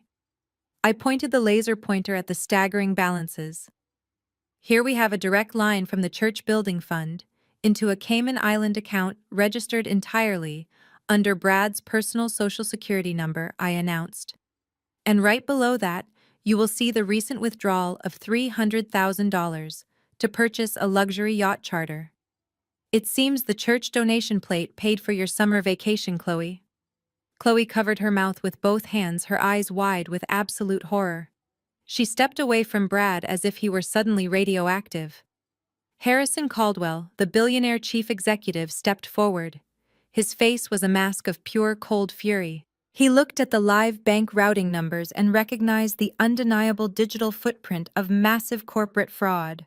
He pulled his cell phone from his tailored jacket pocket and dialed his lead corporate attorney. "Cancel the Vanguard acquisition immediately," Caldwell barked into the phone loud enough for the first few rows of VIP guests to hear. "The entire deal is completely void. Notify the board that we are immediately severing all ties with Brad's firm." Caldwell lowered the phone and looked directly at Brad with absolute disgust. "You are completely finished," he stated coldly. The reality of the situation finally crashed down on Brad. His massive payday was gone. His elite Wall Street career was completely destroyed. His fake image of superiority was shattered into a million pieces. In that moment of ultimate panic, Brad completely lost his mind. He snatched the microphone from the podium, gripping it so tightly his knuckles turned white. His face was flushed crimson red, and his expensive silk tie was suddenly crooked. He looked out at the angry crowd, and his deeply ingrained white privilege violently erupted. "Sit down, all of you!" Brad screamed, his voice echoing harshly through the massive ballroom. He pointed an aggressive, shaking finger at the church elders and the prominent black community leaders who were standing near the front tables demanding answers. "You all need to sit down and shut your mouths right now," Brad ordered, his tone dripping with absolute racial contempt. "You people have absolutely no idea how high-level finance works. You should be thanking me. I took your pathetic little neighborhood church donations and I actually managed them. I put them into real investments. I am the victim here. This is a targeted cyber attack by a bitter, jealous woman who could not make it in the real corporate world." He paced frantically across the stage, pointing wildly at me. "Do not listen to her," Brad shouted desperately. "She is a criminal. She is a liar. I am a senior vice president at a major investment firm. I have the pedigree and the education. You are all just ignorant pawns in her pathetic revenge fantasy. Guards, remove her from this stage immediately." Brad looked at the private security team standing at the edge of the stage. He expected them to blindly obey his orders. He expected his wealthy status and his skin color to act as an impenetrable shield. But the security guards did not move a single muscle. They looked at the massive digital screens displaying his federal crimes, and then they looked at Harrison Caldwell, who gave a sharp shake of his head. The guards simply crossed their arms and stepped back, leaving Brad entirely alone on the stage. The backlash from the crowd was instantaneous and completely overwhelming. The polite, quiet atmosphere of the billionaire gala vanished. The wealthy investors turned their backs on him in total disgust. The church elders who had known me since I was a little girl began shouting furiously at Marcus and Brad, demanding their stolen money back. The black guests, who Brad had just tried to violently silence, refused to sit down. They stepped forward, closing in around the front of the stage, forming a solid wall of righteous anger. Brad's ultimate attempt to use his privilege to silence the truth had completely backfired. He was no longer the powerful Wall Street titan. He was just a terrified, exposed thief, surrounded by the very people he had confidently robbed. Marcus dropped to his knees on the polished wood floor, burying his face in his hands, as his entire fake holy empire crumbled to dust around him. Chloe was openly weeping, ruining her perfect makeup, completely ignoring her husband. I stood perfectly still, watching them drown in the chaotic mess they had created.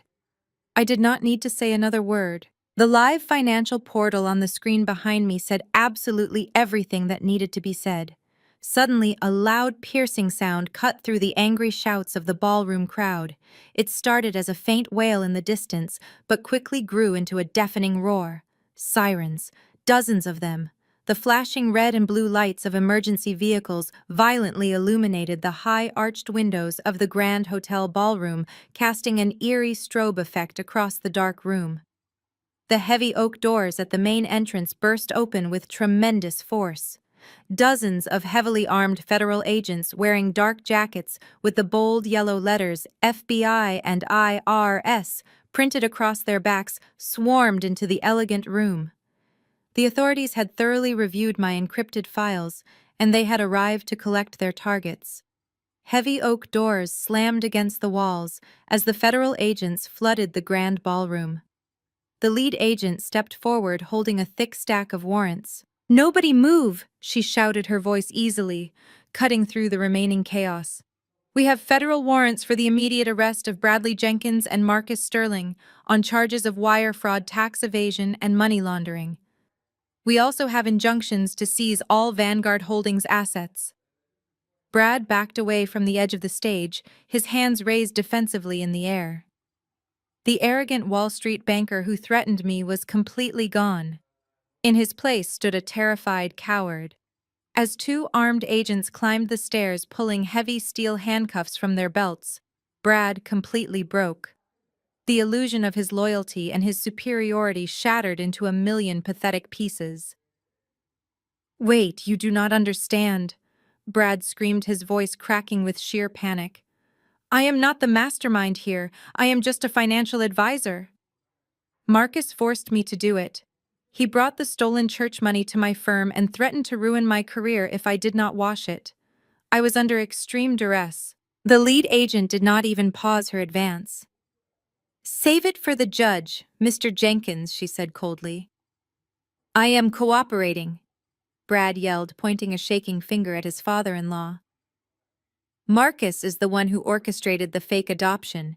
He orchestrated the car crash. I have audio recordings to prove it. I will give you everything you need to lock him up forever." Brad spun around and pointed at his own wife. "Chloe spent all the money. She is the one who demanded the yachts and the luxury cars. She knew exactly where the money was coming from. Arrest her too. Just give me immunity and I will testify against both of them right now." Chloe stood frozen, staring at the man she proudly flaunted. The perfect white knight she believed would protect her had just violently thrown her to the federal wolves. The sheer betrayal hit her harder than any physical blow could ever manage. Her face twisted with a mixture of profound heartbreak and absolute explosive rage. "You pathetic coward!" Chloe screamed, stepping forward and swinging her arm with all her might. Her open palm struck Brad's face with a loud, sickening crack. The force sent his expensive glasses flying across the stage. Brad stumbled backward, clutching his rapidly swelling cheek. "You promised me we were invincible!" Chloe sobbed hysterically, swinging at him again before a federal agent grabbed her arms and pulled her firmly backward. "You used my family to get rich, and now you are abandoning me. You are nothing but a weak, pathetic liar." Brad did not even look at her.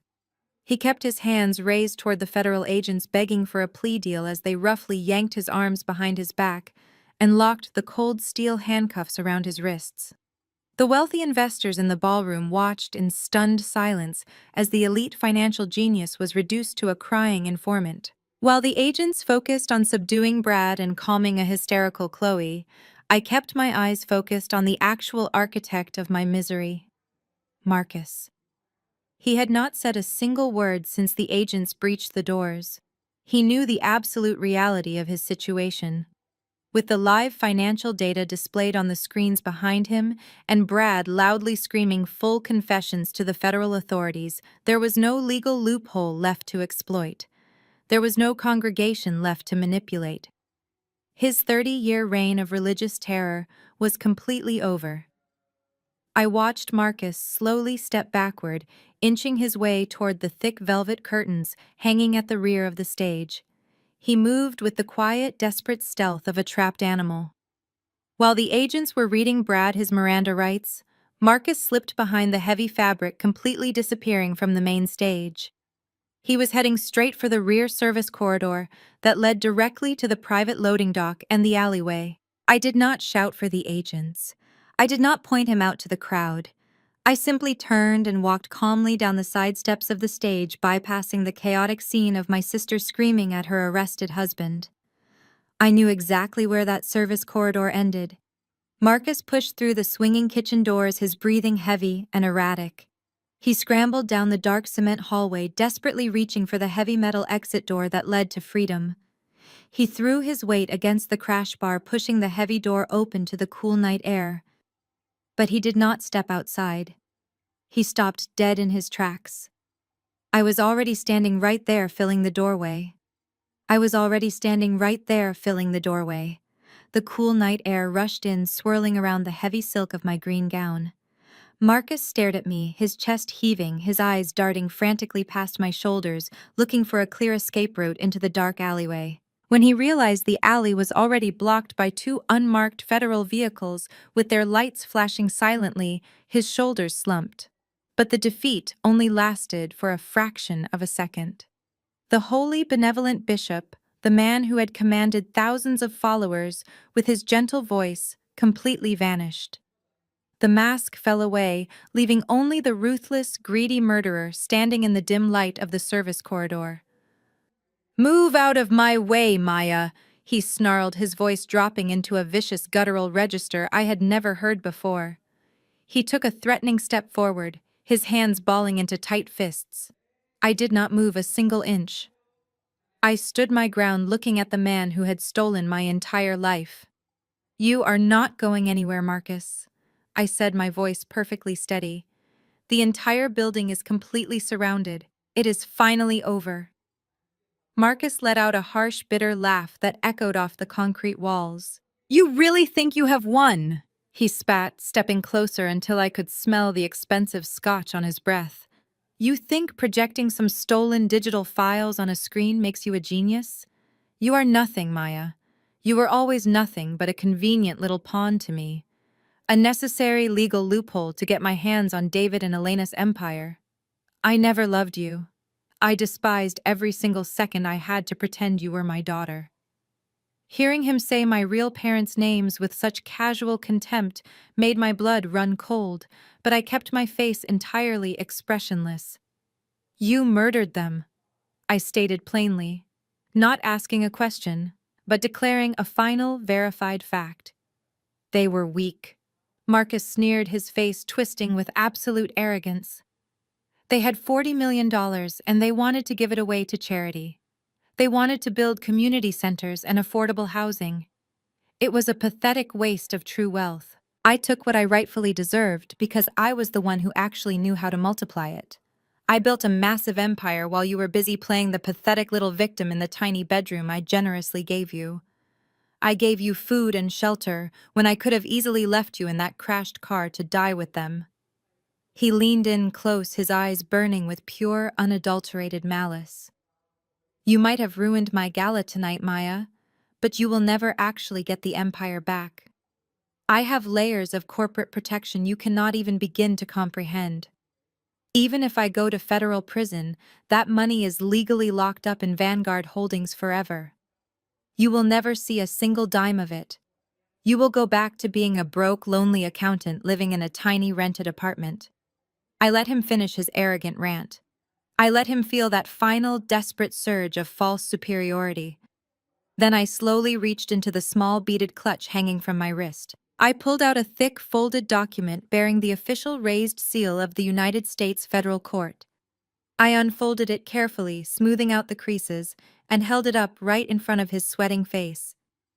"You are an incredibly arrogant man, Marcus," I said, my voice dropping to a deadly whisper. "But you are a terrible accountant. You forgot that forensic auditors do not just look at the numbers. We look at the absolute legal foundation of the numbers." Marcus squinted at the heavy legal document, his eyes scanning the bold black text. His face suddenly drained of all remaining color. "This is an emergency federal injunction signed by a federal judge exactly 2 hours ago," I explained clearly. "Because I provided the original birth certificate, the witness testimony of Father Gregory, and the complete digital money trail, the federal court immediately recognized me as the sole surviving heir to the Sterling estate. I did not just expose Vanguard Holdings tonight, Marcus. I legally seized it.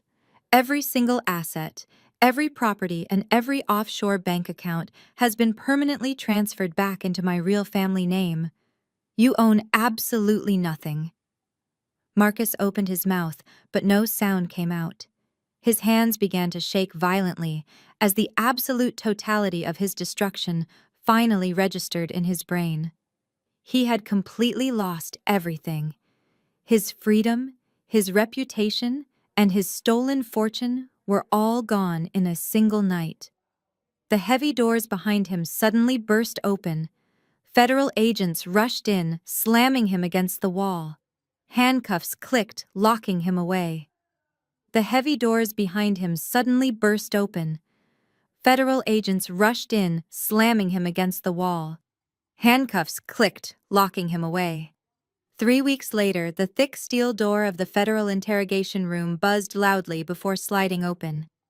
I stepped into the sterile, windowless room wearing my sharpest tailored charcoal suit. The air inside was completely stagnant, smelling faintly of harsh bleach and stale sweat.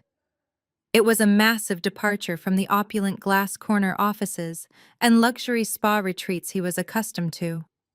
Sitting on the opposite side of the bolted metal table was the man who had constantly reminded me of his elite status and his untouchable privilege.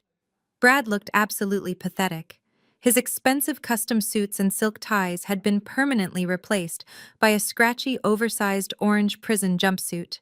The bright fabric hung loosely off his shoulders, making his usually imposing frame look incredibly small and frail. His perfectly styled blonde hair was greasy flat and completely unkempt. Deep dark purple bags hung heavily under his bloodshot, terrified eyes. He looked up when I entered the room, and the sheer desperation on his face was entirely undeniable. The lead federal prosecutor had allowed me this brief private meeting as a professional courtesy. I had handed them the most perfectly documented financial fraud case of the decade, saving them months of exhausting investigative work. I pulled out the cold metal chair and sat down, folding my hands neatly on the table. I did not speak right away. I let the suffocating silence stretch out, forcing Brad to sit in his own agonizing discomfort. "Maya, please," Brad finally whispered, his voice raspy and shaking. He leaned forward, the heavy metal chains around his wrists and ankles clinking loudly against the table. "You have to help me. You have to talk to the lead prosecutor. They are trying to throw the absolute maximum sentence at me. They are talking about 20 to 30 years in a maximum security facility. You know I would never survive in a place like that. I am not built for this. I am a wealthy Wall Street banker. I belong in a minimum security white-collar camp, not a federal penitentiary." I stared at him, keeping my expression entirely flat. "You should have thought about your delicate constitution before you decided to launder $40 million belonging to a murdered family, Brad," I replied coldly. "You should have thought about it before you illegally evicted me from my own apartment and tried to have corrupt police officers frame me for a felony drug possession. Your white privilege cannot buy your way out of federal tax evasion." Brad squeezed his eyes shut, tears of absolute self-pity leaking down his pale cheeks. "I was completely desperate," he pleaded, shaking his head frantically. "Marcus manipulated me. He is a master manipulator, Maya. You know that better than anyone. He threatened to completely destroy my career if I did not help him wash the church donations. I was just following his orders to protect my family." "Protect your family," I repeated, letting a sharp, mocking laugh escape my lips. "You threw your wife under the bus the absolute second those federal agents walked into the ballroom. You screamed that she spent all the money while you were being handcuffed. You are not a protector, Brad. You are a greedy parasite who finally got caught draining the host. I can give you everything," Maya, Brad begged, leaning even closer across the table, his eyes wide and frantic. "I know exactly where Marcus buried the original paper files from 30 years ago. I know the names of the corrupt city officials he paid off to falsify your parents' accident report. I know every single dirty politician on his church payroll. If you tell the prosecutor to offer me a generous plea deal, I will testify against all of them. I will stand up in federal court and give you Marcus on a silver platter. I will be your star witness. Just please get me out of this orange jumpsuit and tell them to reduce my sentence." He looked at me with wild, hopeful eyes, genuinely believing he still had something of immense value to offer. He still thought he could negotiate his way out of a corner, just like he did when he was stealing from the black community. He fundamentally misunderstood the power dynamic in this room. I slowly leaned back in my metal chair, looking at him with absolute pity. You really do not get it, do you, Brad? I do not need your desperate testimony. I do not need a star witness to stand up in federal court and point fingers at a corrupt bishop. Brad froze, his frantic breathing catching heavily in his throat. What are you talking about? He stammered. I am a senior forensic auditor. I stated clearly, my voice ringing with total authority in the small concrete room. My math was completely flawless. I handed the Internal Revenue Service and the Federal Bureau of Investigation a digital roadmap so clear that a first-year law student could win this case. The financial data alone guarantees Marcus will never see the outside of a prison cell ever again. I already found the secret payoffs to the city officials in your hidden Vanguard ledger. I already handed over the names of every corrupt politician on his payroll. You have absolutely zero leverage, Brad. You are completely useless to me, and you are completely useless to the federal government. Brad stared at me, his jaw slack, as the final remaining shred of his hope completely evaporated into thin air. He slumped back into his hard metal chair, utterly defeated and broken. I stood up from the table, picking up my leather briefcase. I smoothed my tailored blazer and looked down at the ruined man sitting before me. Enjoy your 20-year sentence, Brad, I said, turning my back on him and walking straight toward the heavy steel door. I did not look back as I knocked twice, signaling the guards to let me out. The heavy metal door clanged shut behind me, separating me from Brad and his pathetic begging forever. I walked out of the federal detention center and stepped out into the crisp afternoon air. The massive legal machine I had set into motion was running perfectly on its own. I hailed a private car and headed toward the downtown financial district. As the legal owner of the newly reclaimed Sterling estate, I had immediately liquidated the bloated Vanguard Holdings office space and moved my personal residence into the crown jewel of my real parents' property portfolio. It was a stunning top-floor luxury penthouse overlooking the entire city skyline, a place that represented my true legacy. When my driver pulled into the secure underground parking garage of the building, I stepped out and headed toward the private elevator lobby.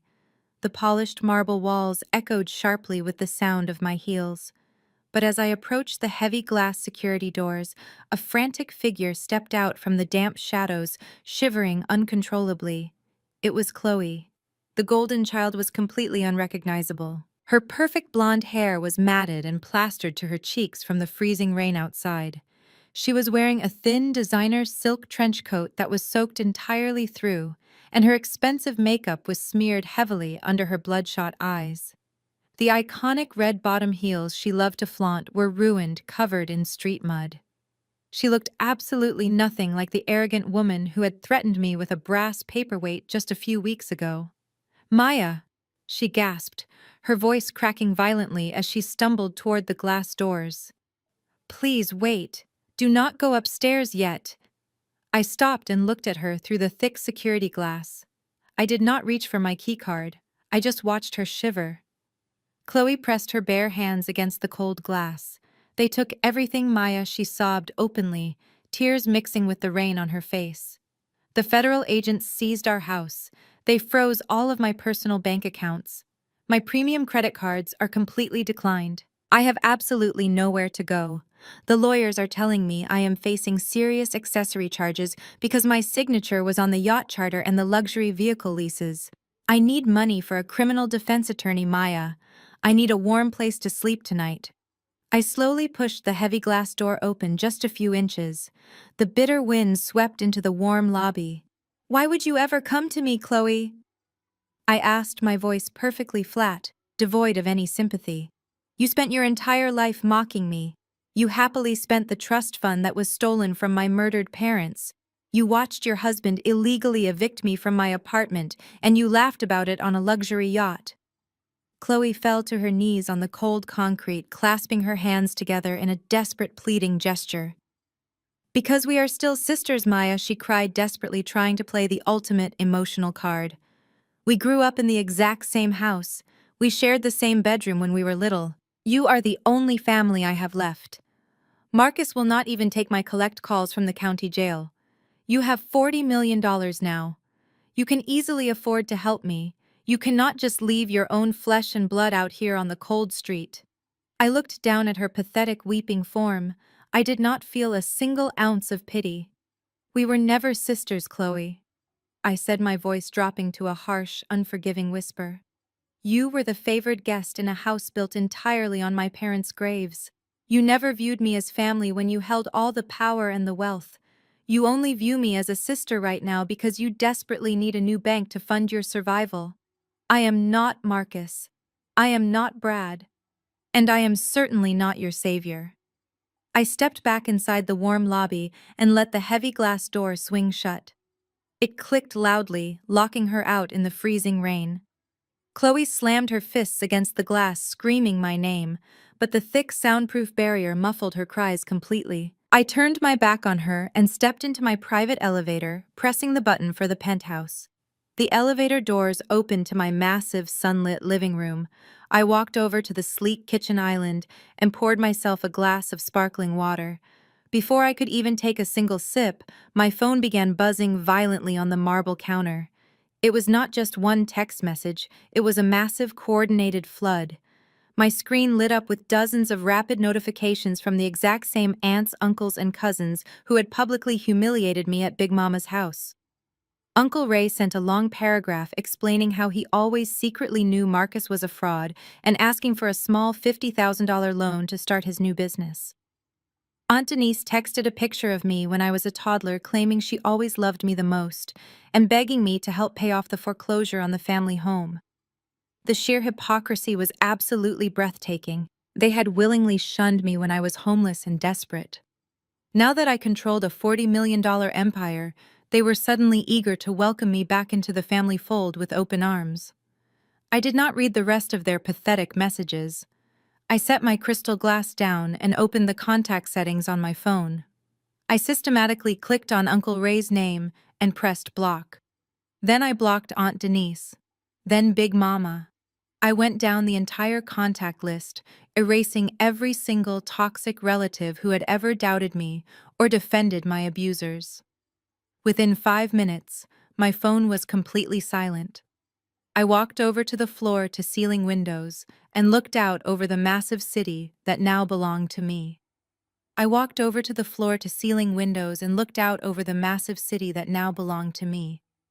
The view was breathtaking, but the real work was just beginning. The $40 million real estate empire was finally back under the Sterling name, but it remained infected with greedy parasites Marcus had installed over 3 decades. The very next morning, I walked into the main corporate boardroom of the newly rebranded Sterling Holdings. Sitting around the massive mahogany table were the 12 members of the executive board. These wealthy, corrupt men had blindly authorized Brad's offshore accounts and happily looked the other way while Marcus bled his congregation dry. They looked up at me with arrogant annoyance and nervous hesitation. They assumed because I was a young black woman, I would take my newly acquired wealth and quietly let them continue running the daily operations. They were catastrophically wrong. I remained standing, dropping a thick stack of manila folders directly onto the polished wood. Inside those folders are the detailed records of every single fiduciary duty you deliberately breached. I announced, my voice carrying absolute cold authority. I know exactly how much each of you received in illegal kickbacks from the Vanguard Shell Company. I know about the inflated vendor contracts and luxury vehicles you expensed to the church charity fund. The room erupted into outraged shouting. The chairman of the board slammed his fist on the table, demanding respect and threatening massive wrongful termination lawsuits. I simply smiled and tapped the folders. You can absolutely try to sue me, I replied calmly, but I highly recommend you spend that retainer on criminal defense attorneys instead. These folders have already been copied and sent to the federal prosecutor's office. You are all fired effective immediately. Security will escort you to your vehicles. Any attempt to access the corporate servers will be treated as a federal crime. Have a blessed day, gentlemen. Within an hour, the boardroom was empty and the real cleansing began. I did not want to hoard the wealth Marcus had stolen. I wanted to restore the community he systematically destroyed. I hired brilliant young independent auditors and set up a massive command center on the executive floor. For 2 months, I used every forensic accounting skill I had ever learned to meticulously trace the millions of dollars stolen from the church congregation. I tracked building fund donations that never built a single community center. I tracked scholarship funds that went straight to Chloe's designer wardrobe. I tracked modest tithes given by elderly widows who could barely afford groceries. I compiled an encrypted database of every single victim. Then I began writing checks. I personally visited the homes of the families Marcus had scammed. I sat in their living rooms, drank sweet tea, and handed them certified cashier's checks, returning every dime they sacrificed to his fake holy empire, plus a generous interest payment from the sterling corporate funds. The tears of relief from those hard-working families became the greatest return on investment I could ever imagine. I was no longer just a forensic auditor crunching numbers in a dark room. I had finally become a true restorer of stolen legacies. When the final check was delivered and the community was made whole, I realized there was only one last debt I needed to pay. I drove out to the quiet green hills of the city's oldest cemetery. The afternoon sun cast long shadows across the manicured lawns as I walked down the stone paths. I had never been allowed to visit this place. Marcus always told me my parents were buried in an unmarked pauper grave, claiming he heroically saved me from absolute destitution.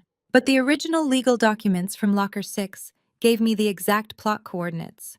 I stopped at the crest of a small hill under the sprawling branches of an ancient oak tree. Resting in the soft grass was a beautiful double headstone carved from solid dark granite. David and Elena Sterling, beloved parents, taken too soon. I sank to my knees on the damp earth, running my fingers over the deeply engraved letters of their names. A heavy lump formed in my throat, but the tears that fell from my eyes were not tears of pain or bitter resentment. They were tears of profound, overwhelming peace. I had fought the war they were brutally murdered for, and I had completely won. I reached into my coat pocket and pulled out the rusted brass key Father Gregory pressed into my hand on the day of the funeral. The tiny piece of metal had unlocked the truth and dismantled an entire corrupt empire. I smiled softly and gently placed the key on top of the cold granite headstone right between their names. I smiled softly and gently placed the key on top of the cold granite headstone right between their names.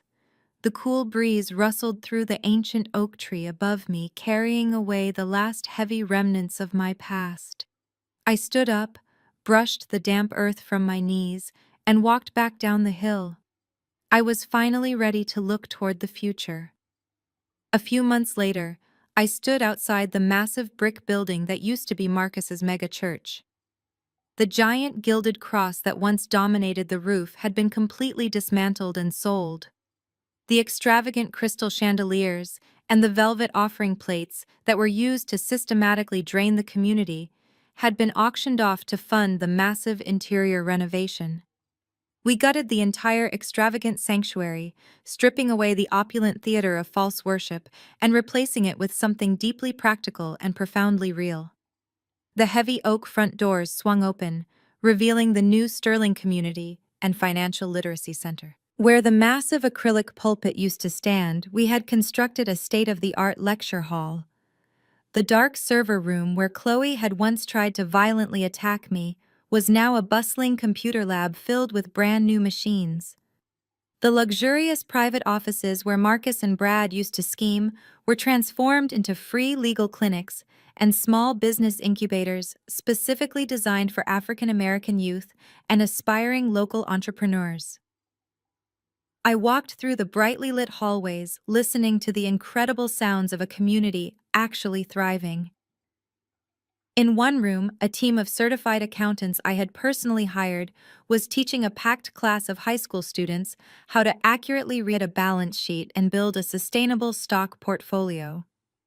In another room, a local attorney was helping single mothers navigate the complex process of securing small business loans without falling into high-interest debt traps. There were no emotional manipulations, no forced tithes, and absolutely no guilt trips.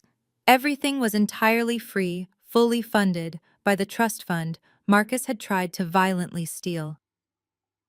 I made my way down the central aisle of the main lecture hall. It was opening day for our Advanced Financial Defense seminar, and the room was packed to absolute capacity. Hundreds of people from the neighborhood had shown up.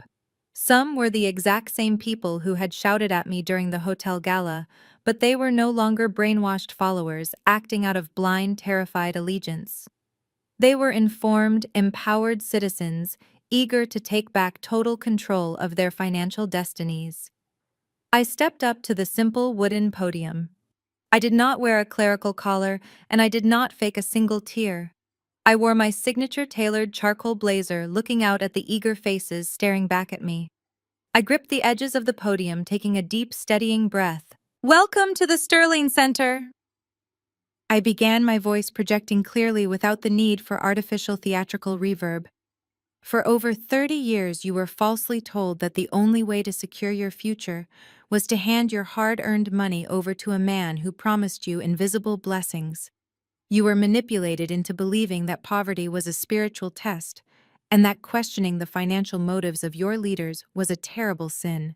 Today, we completely break that toxic cycle forever. The room erupted into genuine enthusiastic applause.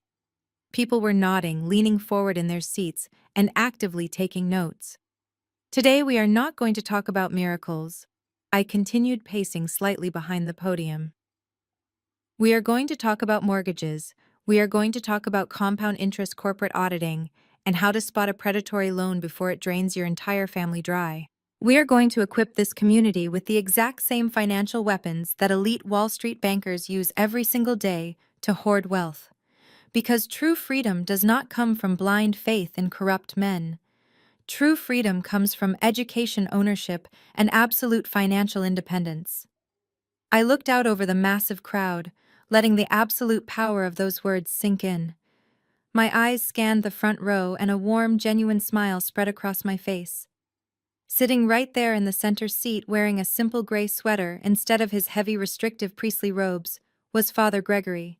He looked healthier and happier than he had in decades. The heavy, paralyzing burden of a 30-year secret had been completely lifted from his shoulders.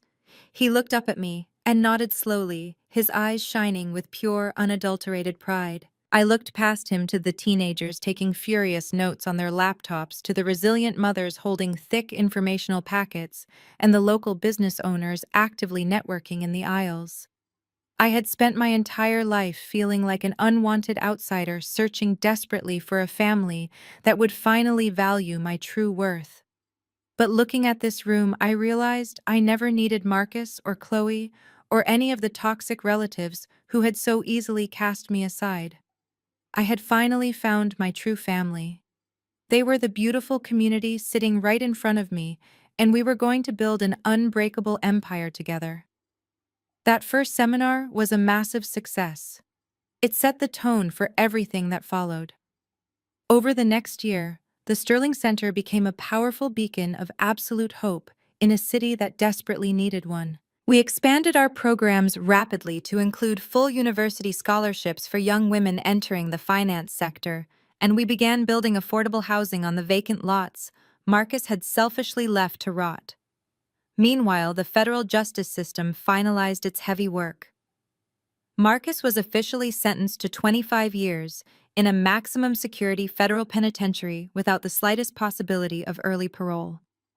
The presiding judge specifically cited his egregious manipulation of the church congregation as a severe aggravating factor.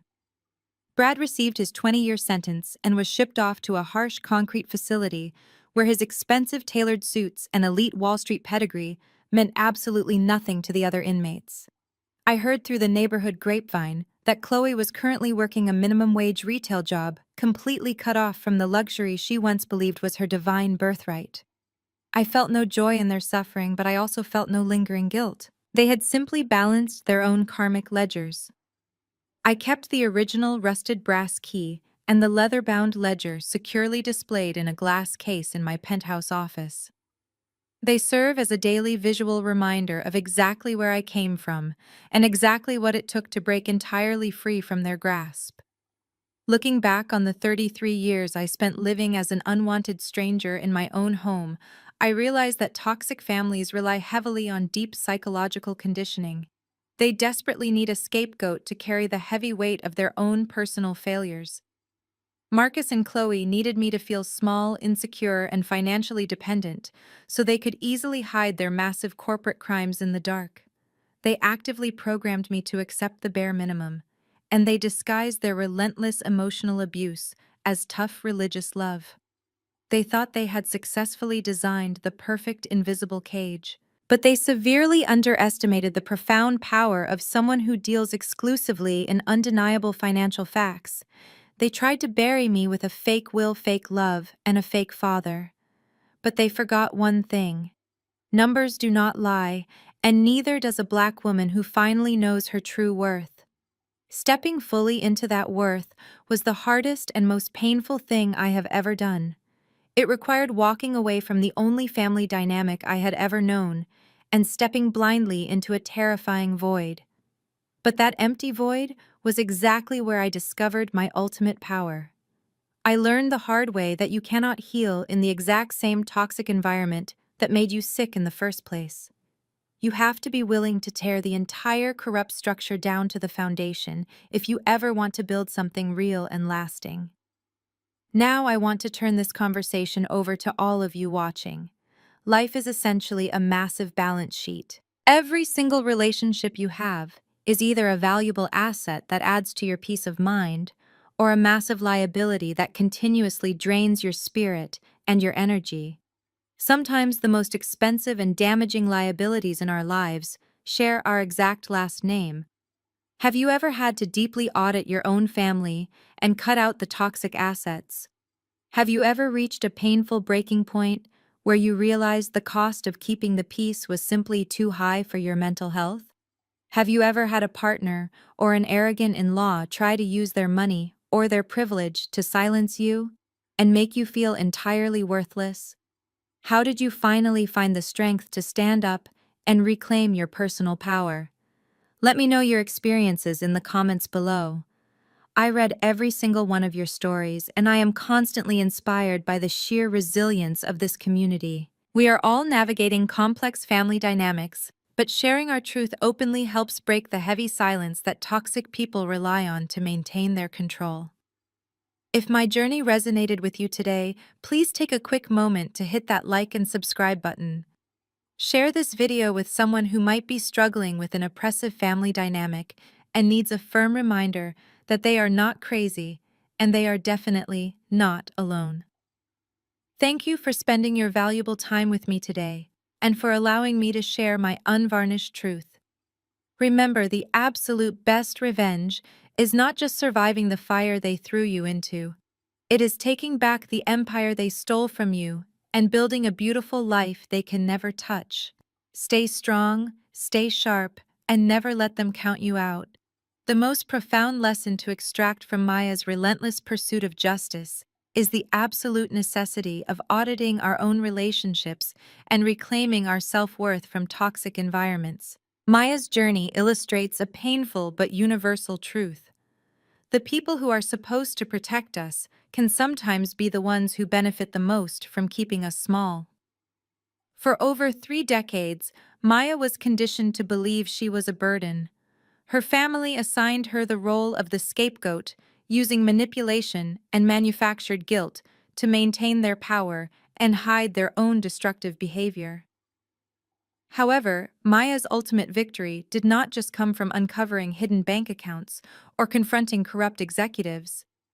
It began the exact moment she fundamentally rejected the false narrative her abusers had written for her. She realized that blind loyalty to family, should never require the sacrifice of her own sanity, dignity, or future.